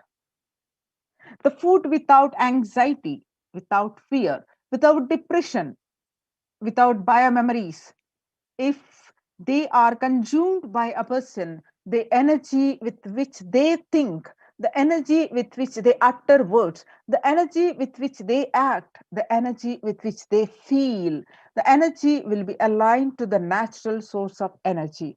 It will be aligned to nature, which is the inner potential energy. Kailasa's Annalayas are serving free, organic, vegetarian sattvic meal for all, eliminating the hunger. The developmental, economic, social, and medical impact of malnutrition and famine have a critical impact on the individual, familial, community, and national, ultimately on the ground level. With the ongoing COVID-19 pandemic triggering an alarming spike in food insecurity, the United Nations have given warnings of famines of biblical proportions. In 2020 alone, 690 million people were estimated to be pushed into food insecurity. The access and availability to organic food has become of utmost importance. Through the Kailasa's Department of Agriculture, the Supreme Pontiff of Hinduism, Jagadguru Mahasannidhanam, His Divine Holiness Bhagwan Nithyananda Paramashivam has committed to the distribution of free organic food to everyone, not just since the beginning of his public life, but from his very upbringing itself. Kailasas Annalayas, the food bank established all across the globe, distribute and serves free vegetarian organic food to people of all castes, creed, religions, race, and gender and social standing. On the global services with the symbol Red Om, providing relief work for natural man-made calamities, working to eliminate world hunger. You will see this picture, you're finding this picture, we will revive the food supply system of Kailasa. Before you get hungry, food will be ready. Continuous Annadan. The Supreme Pontiff of Hinduism says that I am not giving any fantasy, it is already become a reality. The Supreme Pontiff of Hinduism, Jagadguru Mahasannidhanam, His Divine Holiness Bhagwan Nithyananda Paramashivam, spoke on this on 17th June 2019. You can see the picture that the Supreme Pontiff of Hinduism serving the free food to one and all on 22nd November 2002. The pictures show the early days of Kailasa's spiritual mission, where the Supreme Pontiff of Hinduism is offering Annadan, providing free organic vegetarian meal on Kartikeya Deepam, Tirunamalai, India. 2013, even with a fractured hand, the Supreme Pontiff of Hinduism, Jagadguru Mahasannidhanam, His Divine Holiness Bhagwan Nithyananda Paramashivam, engaged in selfless work day and night, inspiring the peacekeepers of sovereign order of Kailasa to engage in selfless service, leading the nation of Kailasa by example. In 2011, the Supreme Pontiff of Hinduism had a multiple compound fracture with the bone protecting out of the skin. In 2013, two steel implants that were fastened in 2011 were removed as the bones had healed completely, and he is after the surgery.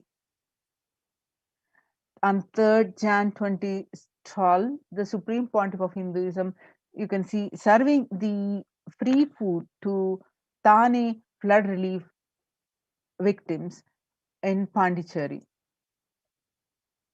And you can see more pictures of the free food distribution on 3rd January 2012. You can see the pictures from 3rd January 2012, the Pondicherry Thane flood relief. On 9 September 2011, Nithyananda Annalaya inauguration at Tirunamalai, India. On 25th November 2005, Arogya Yoga Health Workshop in Tamil Nadu, India. And you can see this picture on 12th December 2007, Nithyananda Spurana Meditation Workshop, Salem, India. You can see this picture, 20th September 2012, Nithyananda Spurana Meditation Workshop, Tirunamalai, India. 27 November 2012, the Kartikeya Deepam celebrations in Tirunamalai, India. On 10th May 2017, the Inner Awakening Meditation Workshop at Tirunamalai, India. And 10th April 2017, the Kalpataru Meditation Workshop, Tirunamalai, India. And you can see the food distribution happening as a Bandara feast served for respected spiritual leaders and Hindu monks. This picture is taken on 5th May 2016 and 20th April 2016 during the Kalpataru meditation workshop. The free food is served to lakhs of people. And you can see the picture on 11th March 2017, Arunachala Sarvagyapeetham, Tirunamalai, India, where the free distribution of food is happening. on 18th August 2019 at Tiruchangadu Sarvagnapeetam, India, the free Annadanam, the distribution of food is happening. And you can see the pictures from 6th July 2019.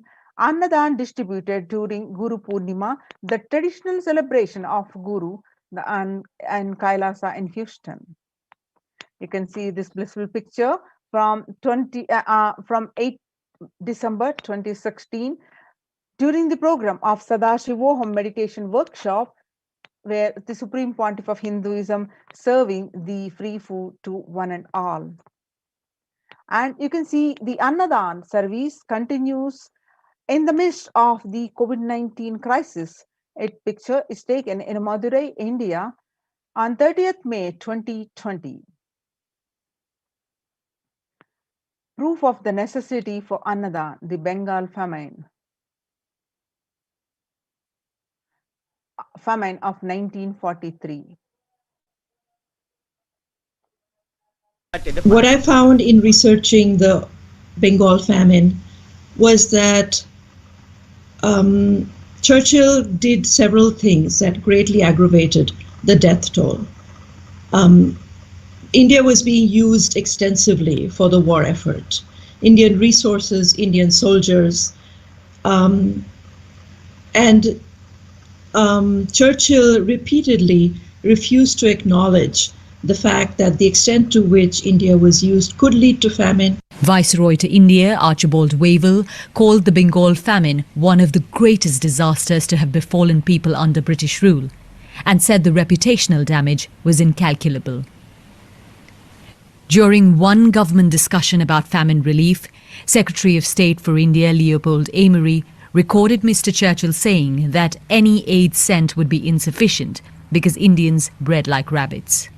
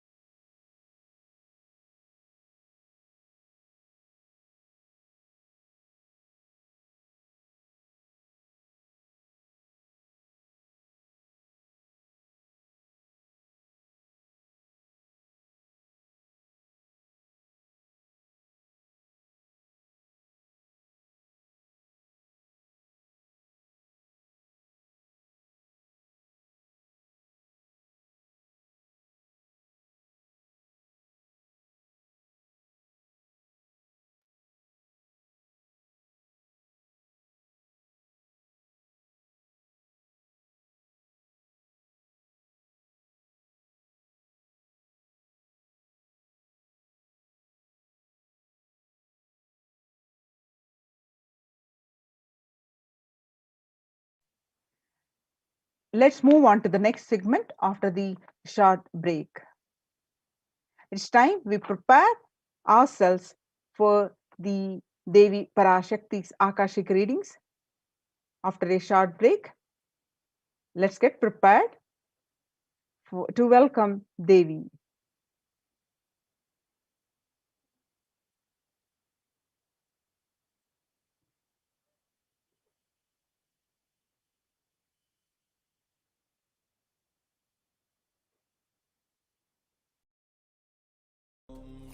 Nithyananda Paramashivoham. Om Nithyananda Paramashivoham.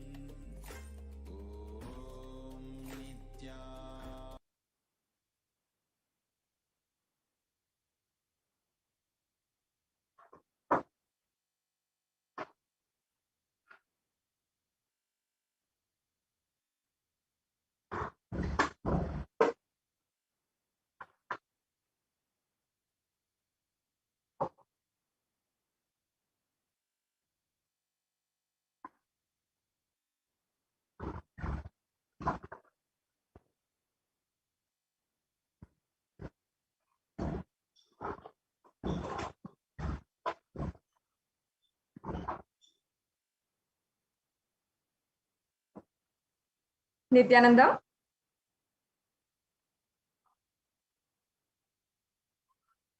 Yes, Nithyanandam, welcome back to all of the viewers. Let us now enter into the science of Bhava Samadhi Darshan and understanding the science of Bhava Samadhi Darshan and getting ready for the live darshan of Devi Parashakti herself. Yes, let's go on. Now, when Bhagavan Sri Krishna once saw his own extraordinary sweetness reflected in the jewel wall, he was amazed and he said, "How unprecedented and astonishing is this deep and indescribable sweetness of mine. Alas, when I see it, even I become greedy to enjoy its sweetness, just like Radhika. When I see my own sweetness in the mirror, I become eager to taste it, but I can't. After due consideration, I find the only way to relish the sweetness is through the constitution of Sri Radhika." This is from the Chaitanya Charitamrita. Now, the Bhava Samadhi Darshan is the science of the Nijavatar manifesting Paramashiva, the consciousness. Formless expresses the being of Paramashiva through Divya Sarira and manifests as Nijavatara, the physical form, for us to experience Paramashiva. And let us now chant the pramana for the darshan and diksha from the Guru. Om Khatana Shakti Padhatva Yadva Padavalokanat Prasadhat Swaguroho Samyak Prapyate Paramam Padam. This is from the Malani Vijayottara Tantra, and the translation goes, by the enlightening teachings of the Guru, Khatana, by the Shaktipada, the graceful transmission of the spiritual powers from the Guru, by looking at the sacred feet of the Guru, or by complete loving favor of the Guru, the Prasada, the ultimate goal in space, the Paramapadam, is attained. It's a beautiful verse from the Malini Vijayottara Tantra, verse number 60. And Devi Parashakti expresses through the being of Rajarajeshwari, manifests as the Nijavatara, the physical form, Devi Meenakshi, as you can see here. And Bhagavan Paramashiva expresses through the being of Subramanya and manifests as the Nijavatara, the physical form, through Bhagavan Muruga. And Bhagavan Paramashiva expresses the being of Arunagiri Yogeshwara and manifests as the Nijavatara, the physical form, the supreme pontiff of Hinduism, Jagat Guru Mahasanidanam, His Divine Holiness, Bhagavan Nithyananda Paramashivam. And as you can see here, Bhagavan Parandhama expresses the being of Mahavishnu and manifests as Nijavatara, the physical form, Bhagavan Venkateshwara. The Arshavatar reflects the consciousness and manifestation of the superconscious energy, but human beings are not mature enough to receive the higher level experiences from the Arshavatar directly. The avatar, the physical embodied form, comes down to bridge the gap and create experience of superconsciousness in all of us. When we have the Bhava Samadhi Darshan of the Nijavatar manifesting beings of various dimensions of Paramashiva, the auspicious components and powerfulness of those dimensions of Paramashiva are awakened in us. And the dimension of Paramashiva manifesting in the Nijavatara, for us to experience the same, is what we call the Bhava Samadhi Darshan. Bhava Samadhi Darshan is the direct, costless experience of costless bliss. And during the Bhava Samadhi Darshan, our being comes alive and celebrates the energy and wave of existence. Our very muscles learn to radiate Paramashiva, and the Bhava Samadhi Darshan is like a window to the infinite expanse of consciousness, allowing us to glimpse the formless in a way that we can understand. Even without much effort from our side, our very biomemory aligns to the space of Paramashiva, the ultimate consciousness, during the Bhava Samadhi Darshan. And to have a glimpse of, or even have the darshan of the avatar, it means lifetimes of karmas breaking and creates a deep and lasting transformation inside of us. And now, what is the very space that we can experience Bhava Samadhi Darshan? It is gratitude. Gratitude enables the reflection of the consciousness on all levels, physical, physiological, and ultimately conscious level. And the darshan meditation as a preparation helps us fall into space of gratitude. And it is during that time we drop conscious resolution, the Satya Sankalpa of anything we want or need in life, and be ready to reflect the consciousness of Paramashiva.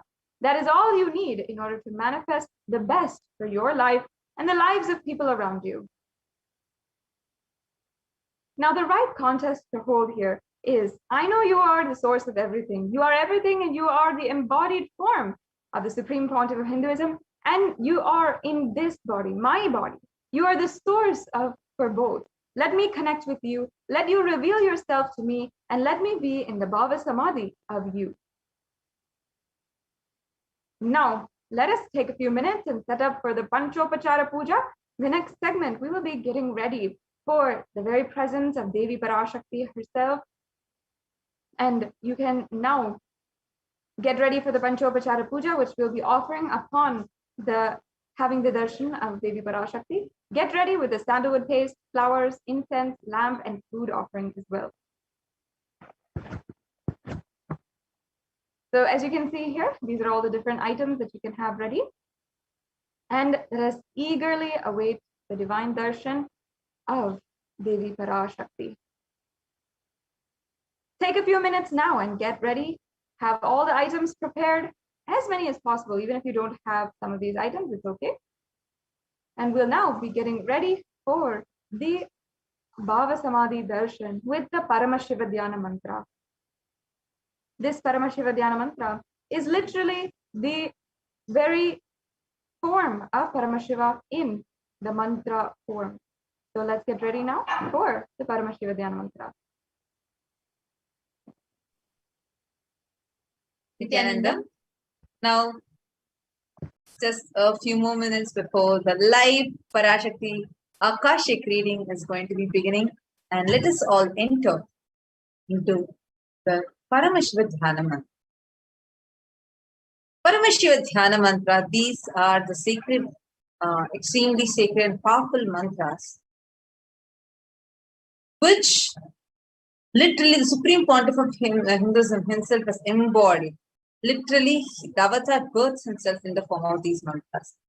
And today we are going to be offering our prayers to Devi Parashakti and praying for all the beings that have lost their lives due to the pandemic, due to the natural disasters, unnatural disasters, etc., for their Atma Shanti. We pray so that all the children that are orphaned due to this pandemic are protected. We offer our prayers, Devi Parashakti, manifesting the Nija Avatar of the Supreme Pontiff of Hinduism, to protect and remove all kind of insecurities, to heal us from any physical, mental, or psychological impacts of the pandemic, to remove all kind of disasters and natural and man-made disasters that are impacting the people, to heal the world from the cascading effects of the pandemic, to remove all kind of collective negativity that is causing impacts or directly in the consciousness of people, to remove all warfare, all the violence that is impacting people. We offer our prayers to Devi Parashakti for her to bestow all of us with her grace, blessings, and protection from any violence and from any calamities. We offer our prayers on behalf of each and every one of you to Devi Parashakti for her to heal the relationship issues that we may have, to remove any kind of failures in life, to bestow us with success in our business endeavors, to bestow us with success in our career goals, to bestow us with blessings, empower us to be able to manifest reality, health, wealth, and abundance in life. And we offer our prayers, Devi Parashakti, for her to always manifest in our life as the Supreme Pontiff of Hinduism, Jagadguru Mahasannidhanam, His Divine Holiness Bhagavan Shri Nithyananda Paramashivam, for all of us to be bestowed with her grace, blessings, and protection. Let us now enter with the Paramashiva Dhyana Mantra. Please sit straight. Om Nithyananda Paramashivoham. Om Nithyananda Paramashivoham. Om Nithyananda Paramashivoham. Om Hrim Nithyanandaya Namaha. Om Ham Shivaya Namaha. Om Nithyanandam Paramasukadam Kevalam Jnanamurtim द्वन्द्वातीतं गगनसदृशं तत्त्वमस्यादिलक्ष्यम् एकं नित्यं विमलमचलं सर्वधी साक्षिभूतम् भावातीतं त्रिगुणरहितं सद्गुरुं तं Namami. I surrender to that Sadguru who is the eternal bliss, the bestower of supreme happiness, the one who is embodiment of wisdom, who is beyond duality, omnipresent, to whom the supreme goal is giving enlightenment experience, who is eternal, pure and unshakable, who is the silent spectator of all thought processes, who is beyond emotions, who is without the three qualities called sattva, rajas and tamas. Can you take the conscious resolution of the presence of the avatar? The power of Sankalpa itself will deliver the experience and manifest your reality. Om Mamopata Samasta Duridakshaya Dwara Bhagavat Shri Nithyananda Paramashiva Prityatam. I am making this conscious resolution today for destroying all my karmas and sins, and in order to please Bhagavan Shri Nithyananda Paramashivam. Asya Devadevasya Mahadevasya Bilandakoti Brahmandanayakasya. Who is the Lord of all gods? Who is the greatest of gods? Who is the Lord of universes and multiverses? Who is the Lord of the cosmos? Sakala Jagat Srishti Sthiti Samhara Tiro Bhava Anugraha Ke Panchakritya Parayanasya. The one who does the cosmic actions of creation, sustenance, rejuvenation, pulling out of delusion and liberation. Adimadhyantarahithasya Prameya Parakramasya Tattvartha Gocharasya. The one who is the beginning, middle and end. The one who is immeasurable. Akarokaram akaratmaka pranavatmakasya vrishabharudhasya mahadevasya कामिकादिवातुलान्त महातन्त्राख्य शैवागमस्वरूपस्य शुद्धनिगमागमस्वरूपस्य शुद्धाद्वैतशैवस्वरूपस्य नित्यानन्दपदस्तस्य नित्यानन्दस्वरूपस्य शुद्धसच्चिदानन्दविग्रहस्य रूपातीतस्य सकलनिष्कलस्वरूपस्य नित्यनिरञ्जन निरामय निर्विकार अखण्डादिविशेषणस्य Shri Nithyanandeshwari Parashakti Sameta Shri Nithyanandeshwara Paramashivasya Shri Nithyanandeshwari Parashakti Sameta Shri Nithyanandeshwara Paramashiva Avatara Bhutasya Sarvadeva Devi Swarupasya Bhagavataha Shri Nithyananda Paramashivasya Cha Prityatham Shubhe Shobhane Muhurte Adya Brahmanaha Dvitiya Parade Shri Shretavaraha Kalpe Vaivasatamanvantare Ashtavinshati Tame Nitya Yuge Pratame Pade Jambu Deepe Bharata Varshe Bharata Kande Meroho Dakshine Parshve Shakabde Asmin Vartamane Vyavaharike Prabhavadinam Shashyaha Samvatsaranam Madhye Sharvarinam Shubhanam Samvatsare Shubhayane Shubharitau Shubhamase Shubhapakshe Shubhaditau Shubhavasarayuktayam Shubhanakshatra Shubhayoga Shubhakarana Evam Guna Visheshana Vishishtayam Asyam Shubhaditau Shri Kailasa.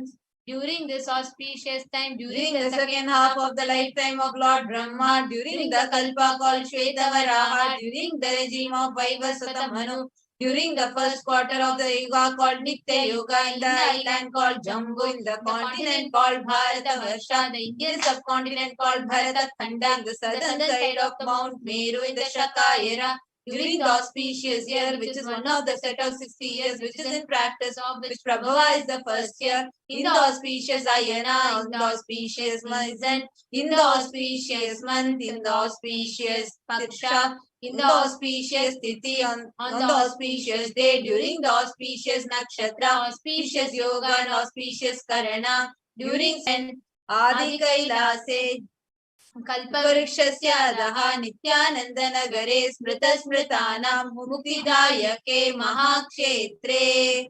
Now, we request all the participants, whether you are offering this for yourself or for someone else. If you are offering this for a male, kindly chant the male names now. Namadheyasya. Now, we request all the female participants, whether it is for you, whether you're offering for yourself or for someone else. But if you're offering for any female member, please chant their names now. नाम्न्याः च यजमानानामावयोः सह कुटुम्बानां बन्धुवर्गाणां दायादिवर्गाणां मित्रवर्गाणां सोदरवर्गाणां समेषाम्. Always let there be all types of good and auspiciousness. Always let there be unbroken flow and steady flow of abundance, prosperity and wealth. कुटुम्बे सर्वेषां सर्वाभीष्टसिद्ध्यर्थं चिन्तितमनोरथवाप्त्यर्थं. Let the family always be all kinds of auspiciousness. Let there be steady flow of abundance and wealth. समेषाम् आदिव्याधिनिवृत्त्यर्थं समेषां शिरादिपादपर्यन्तं विद्यमानानां समेषु अङ्गेषु जनितजनिष्यमान सकलविध नानाविध रोगाणां व्यपोहार्थं तद्वारा रोगदृढगात्रवपुः सिद्ध्यर्थं. Let all chronic diseases be healed. Let all kinds of diseases and disorders in the body, starting from head till toe, which has occurred or which is yet to occur in the various parts of the body, be healed. Let a strong, diseaseless, healthy, handsome and graceful body be obtained. समेषां परिकर्तृभ्यश्च कृतकरिष्यमान सकलविध तन्त्र तंत्र यंत्र विषचूर्णाभिचार स्तंभन मारण उच्चाटन विद्वेषण वशीकरणादि मांत्रिक प्रयोगेभ्यः रक्षण प्राप्त्यर्थम्. Let the protection be obtained from all evil effects of acts performed by people either in the past or yet to be performed in the future through the use of mantras, tantras, yantras, poisonous pills, employing spells for malevolent purposes like making a person immobile, killing a person through vomiting, diarrhea, and upsetting and ruining the health, poisoning and hypnotizing, etc. Apamrityu dosha nivrityartham, kala mrityu, akala mrityu, durmrityu nivrityartham. Let all the doshas or ill effects related to death like destined death, unnatural death, fatal death be removed. Samesham अंतर्दृष्टि बहिर्दृष्टि क्रूर दृष्टि व्यापार दृष्टि अनुकूल दृष्टि प्रतिकूल दृष्टि इत्यादि सकलविध दृष्ट दोष निवृत्त्यर्थम. Let all the effects of evil eyes from known and unknown sources, effects of cruelty filled eyes, evil eyes of business enemies, effects of evil eyes of people who may project as if they are well wishers, and effects of the evil eyes of the people who are against our well-being be removed. समेषाम् अंतःशत्रु बहिःशत्रु क्रूर शत्रु व्यापार शत्रु अनुकूल शत्रु प्रतिकूल शत्रु इत्यादि सकलविध शत्रु बाधा निवृत्त्यर्थम. Let all the effects of inner enemies and outer enemies, fierce enemies, business enemies, enemies who project themselves as good, enemies who work against our well-being be removed. अनादि अविद्यावासनै समेषां मातृशापादि सकलविध शापानां व्यपोहनार्थम्. Let the effects of all curses right from the mother be removed. अनादि अविद्यावासनया प्रवर्तमाने अस्मिन् महति संसार चक्रे विचित्राभिः कर्मगतिभिः विचित्रासु योनिषु पुनः पुनः अनेकधा जनित्वा. From time immemorial, due to ignorance, we get caught in the vast cycle of birth and death. Due to the effects of our actions, we take birth again and again in various bodies, which is quite strange. केनापि पुण्यकर्म विशेषेण भगवतः श्री नित्यानंद परमशिवस्य परिवितया कृपया इदानीन्तन मनुष्य जन्म प्राप्तवताम्. Yet due to some good action with extreme and immeasurable compassion and grace of Bhagavan Shri Nithyananda Paramashivam, we have been blessed with a human body. समेषाम् इह जन्मनि पूर्वजन्मनि जन्म जन्मान्तरेषु सर्वैः कृतानां शिव निन्दा देवी निन्दा गुरु निन्दा दोष व्यपोहार्थं शिवापराध देव्यपराध गुर्वपराध दोष व्यपोहार्थं. Any kind of abuse we may have and guru in the present birth, past birth, or in any of the births be removed. Any kind of crimes, offences committed against Paramashiva, Parashakti and Guru be removed. Brahma Hatya Surapana Swarna Seya Guru Talpagamana Tatsansargakya Panchamahapatakadi Samasta Papa Vyatiriktartham.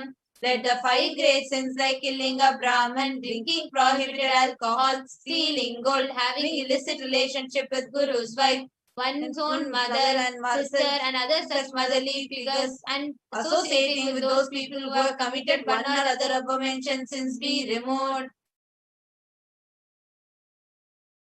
अपि च सर्वै बाल्ये वयसि कौमारे यौवने वार्धक्ये च. Let all the karmic effects of actions done as a child, adolescent, youth, and as an old age person, Jagrat, Swapna, Sushupti, Avastasu. Let all the karmic effects of the action done in wakeful, dream, or deep sleep state, Karmendriya Jnanendriya Vyaparaihi, Sambhavitanam. Let all the sins done through Karmendriyas, that is the 5 organs which perform action like speech, hands, feet, excreting and reproductive organs, and Jnanendriyas, that is the 5 organs which receive information like ears, eyes, nose, tongue, and skin. Rahasya kritanam, prakasha kritanam, atipatakanam, upapatakanam, sankali karananam, malini karananam, apatri karananam, jati bhramshakanam, prakirnitanam, evam navanam, navavidhanam, bahuvidhanam, sarvesham papanam satyaha. Let the sins which were done openly or secretly, the greatest of the great sins, minor of the minor sins, multiple sins, sins like raping a woman, unjustifiable sins, sin of destroying the caste system, narrow-minded sins, such 9 types of sins, and more sins and more types of sins be removed immediately and instantly.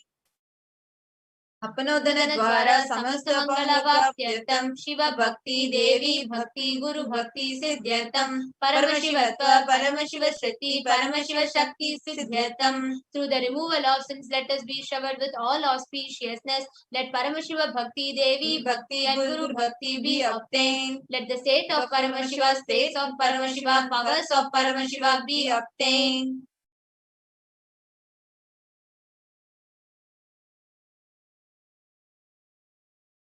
कुटुम्बे सर्वदा सन्मंगल प्राप्त्यर्थम अन्योन्य प्रेमाभिवृद्ध्यर्थम पूर्णत्व सिद्ध्यर्थम सर्वापनिवृद्ध्यर्थम. Let the whole family always be showered with all auspiciousness. Let mutual love bloom among all people. Let completion happen. Let all the mishap be removed. Kshiprarogya-vaptyartham ayudhvividyartham. Let healthy body be obtained instantly and immediately. Let longevity be bestowed. व्यापारे उद्योगे च सर्वजनवशीकरणार्थम तद्वारा उन्नतोन्नत स्थान प्राप्त्यर्थम. Let your charisma impress everyone in business and job, and through that let you attain the best of the best positions. बहुधन सौख्य प्राप्त्यर्थम गृह कनक पशुपुत्र पौत्र धन धान्य सौख्य प्राप्त्यर्थम. Let extremely wealthy and happy life happen. Let various wealth be showered in form of house, gold, cattle, children, grandchildren, money, grains, and all the other comforts related to worldly life. आदित्यादीनां नवानां ग्रहाणां दोषपीडा निवारणार्थं आदित्यादीनां नवानां Anukulyata siddhyartham. Let all the malefic effects of the 9 planets be removed. Let the auspiciousness be bestowed by the grace of all the 9 planets. भूम्यन्तरिक्षे विद्यमान भूत प्रेत पिशाच राक्षस ब्रह्म राक्षस वेताल कुष्मांड डाकिनी शाकिनी इत्यादि सर्वारिष्ट निवारणार्थम. Let all the evil effects that cause calamities on planet Earth, the evil effects of various demonic beings like Bhuta, Preta, dead people, Vishacha, demon, Rakshasa, Brahma Rakshasa, Vetala, ghost, Kushmanda, class of demons, Dakini, little devil, Shakini, kind of female demon be removed. मनोव्याकुलता निवारणार्थम. Let the mental confusion and worry be removed. प्रारब्धे कर्मणि करिष्यमाणे कर्मणि आदिदैविक आदिभौतिक आध्यात्मिक विघ्न निवारणार्थम. Let all obstacles be removed with regard to actions done or going to be done relating to God, world, and spirituality.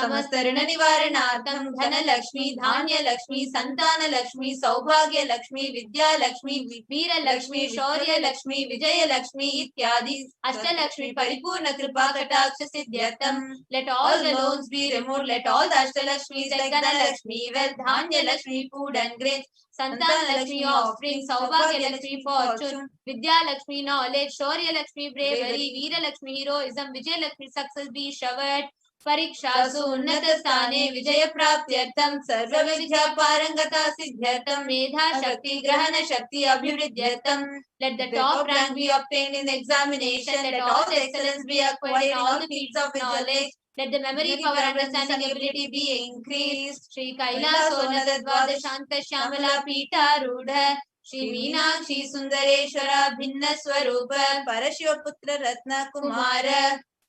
The one who has ascended the Madurai Adinam Shamala Peetam Shamala Pita Sarvagnya Peetam, which is the seat of Kailasa, from which Paramashiva rules the whole cosmos and Kailasa. Gurumanya Tulyavatara Shri Parvati Sanyapanalabda Divya Jnana Vishuddha Sakala Nigama Gamasara Bhuta Dravida Veda Pravatya the Jammamo Gurus and equal avatar, who has the one who received enlightenment by drinking the breast milk of Devi Parvati, author of the famous Dravida Vedam, which is the essence of all the Vedas and Agamas.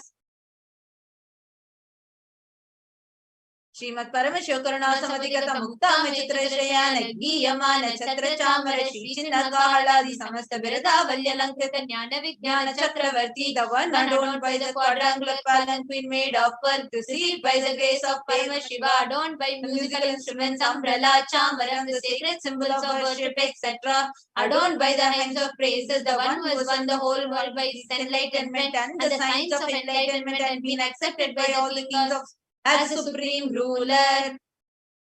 Sarvajana Sangha Sadhyo Nirvana Diksha Vyapavarga Varsha Vishrana Jimuta Parvata Kalapa Kesari, the shower of Videha Mukti and immutable state of enlightenment immediately by Nirvana Diksha to all people, the one who creates this protecting leader, the roaring lion and trumpeting yellow elephant for all the other religions.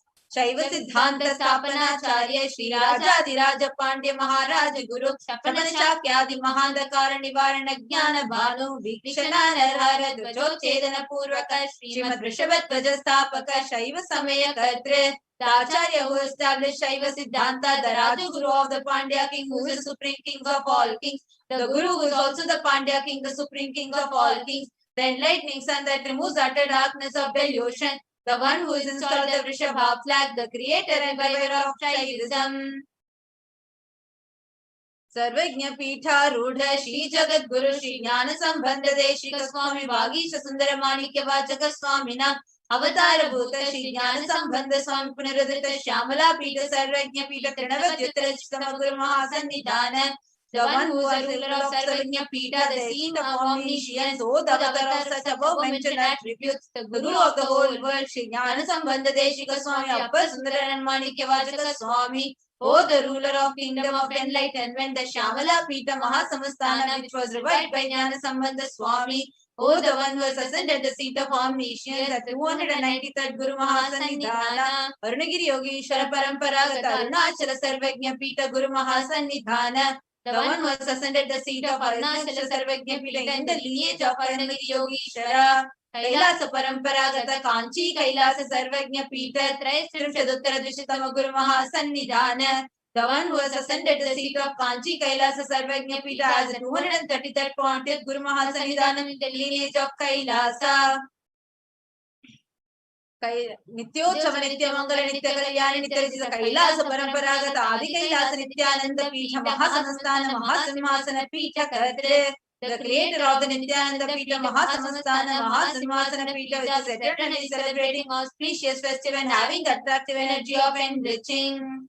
Kailasa Paramparagata Vaivasvatamanikshvaku Harishchandra Bhagirata Shri Ramachandra Shurasena Ityadi Anavachinna Sarvabhauma Chakravati Paramparagata Chatushashti Yogini Mandita Chatushashti Sampradaya Pravartaka Manudharma Shasana Surya Vamsha Prapta Sarvajna Pita Surangi Samrajya Murda Abhishikta Chudamani Sakshashi Paramashiva Samudbhuta Kapila Mahaguru Punaruddhrita Mahanirvani Pita Ashtotara Sahasra Shri Mahamandaleshwara the 1008 Sri Mahamandaleshwar of Mahanirvani Pita, established by Bhagavan Paramashiva himself and revived by sage Kapila, Sakshat Shri Paramashiva Simhasana Abhishekta Samasta Gananayaka, Shri Mahaganapati Samarambha Navachinna Pitadishwara, Guru Parampara Prapta Atala Pita Ashtotara Sahasratam Ashtotara Sahasra Shri Atala Pitadishwara, the 1008 Shri Atala Pitadishwara of Atala Pita, which has unbroken lineage and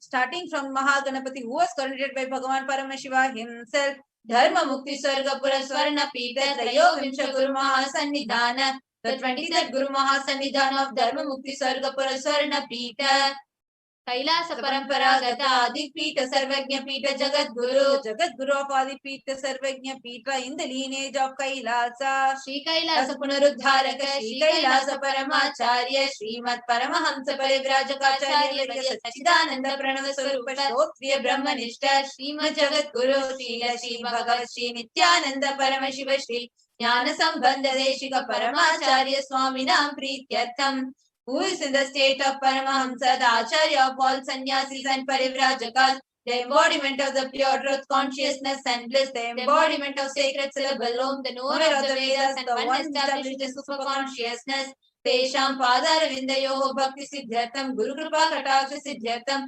Kshema Stairya Virya Vijayura Roga Aishwaryana Abhividhyartham, Dharmartha Kama Moksha Srivida Pala Purushartha Siddhyartham, Samasudritopashantyartham, Samasta Mangalavaptyartham, Bhagavat Shri Nithyananda Paramashiva Prasadena, Sakutumbasya Jnana Vairagya Jivan Mukti Praptyartham Cha, Shri Nithyanandeshwari Parashakti Sameta, Shri Nithyanandeshwara Paramashiva Avatara Bhuta, Shri Sarvadeva Devi Swarupasya, Bhagavataha Shri Nithyananda Paramashivasya, Jnana Shodasopachara, Sarvopachara, Archana Radhana, Pujam Pratanam Karishye. Om Ananda Gandha Nilayaya Namaha, Om Bhavaroga Veshajaya Namaha, Om Kalpatarave Namaha, Om Shiva Shaktya, Om Pashupataye Namaha, Om Pasha Vimochakaya Namaha, Om Iksita Paladayakaya Namaha, Om Bhagya Vritti Parivartakaya Namaha, Om Adi Vyadhi Vinashakaya Namaha, Om Samasta Kalyana Gunanvitaya Namaha, Om Vidari Purishaya Namaha, Om Shri Kailasapataye Namaha, Om Shiva Shaktaikya Swarupaya Namaha, Om Hri Nithyanandaya Namaha, Om Ham Ham Shivaya Namaha, Om Shri Nithyanandeshwari Parashakti Sameta Shri Nithyanandeshwara Paramashivaya Namaha, Om Shri Nithyanandeshwari Parashakti Sameta Shri Nithyanandeshwara Paramashiva Avatara Bhuta Sarvadeva Devi Swarupaya Shrila Shri Bhagavat Shri Nithyananda Paramashiva Shri Jnana Sambandha Deshika Paramacharya Swamine Namaha. Om Nithyanandam. The same space of gratitude and devotion. Let us all please get ready to receive darshan of Devi Parashakti. Please sit straight with your head, neck and spine in a straight line. Center your awareness in your Ananda Gandha, remembering Devi Parashakti, your heart center. Let your whole inner space be filled with the meditative state of gratitude as all of us reverberate with the chants of BHAVA. Nithyananda Paramashivoham. Om Nithyananda Paramashivoham. Om Nithyananda Paramashivoham.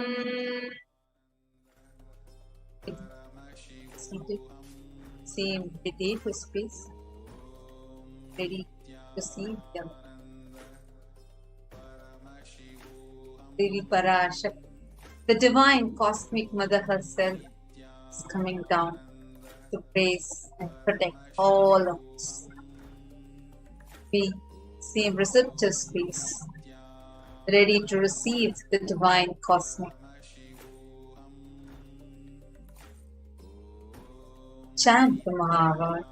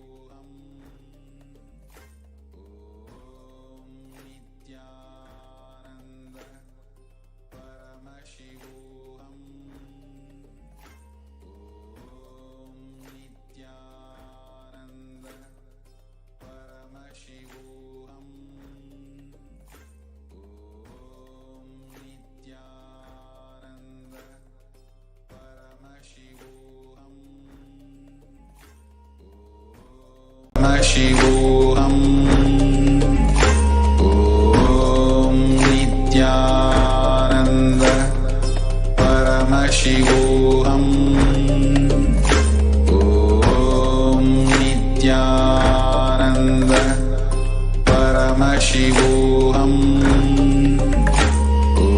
Om Nithyananda Paramashivoham. Om Nithyananda Paramashivoham. Om Nithyananda Paramashivoham. Om Nithyananda Paramashivoham. Om Nithyananda Paramashivoham. Om Nithyananda Paramashivoham. Om Nithyananda Paramashivoham. Om Nithyananda Paramashivoham. Om Nithyananda Paramashivoham.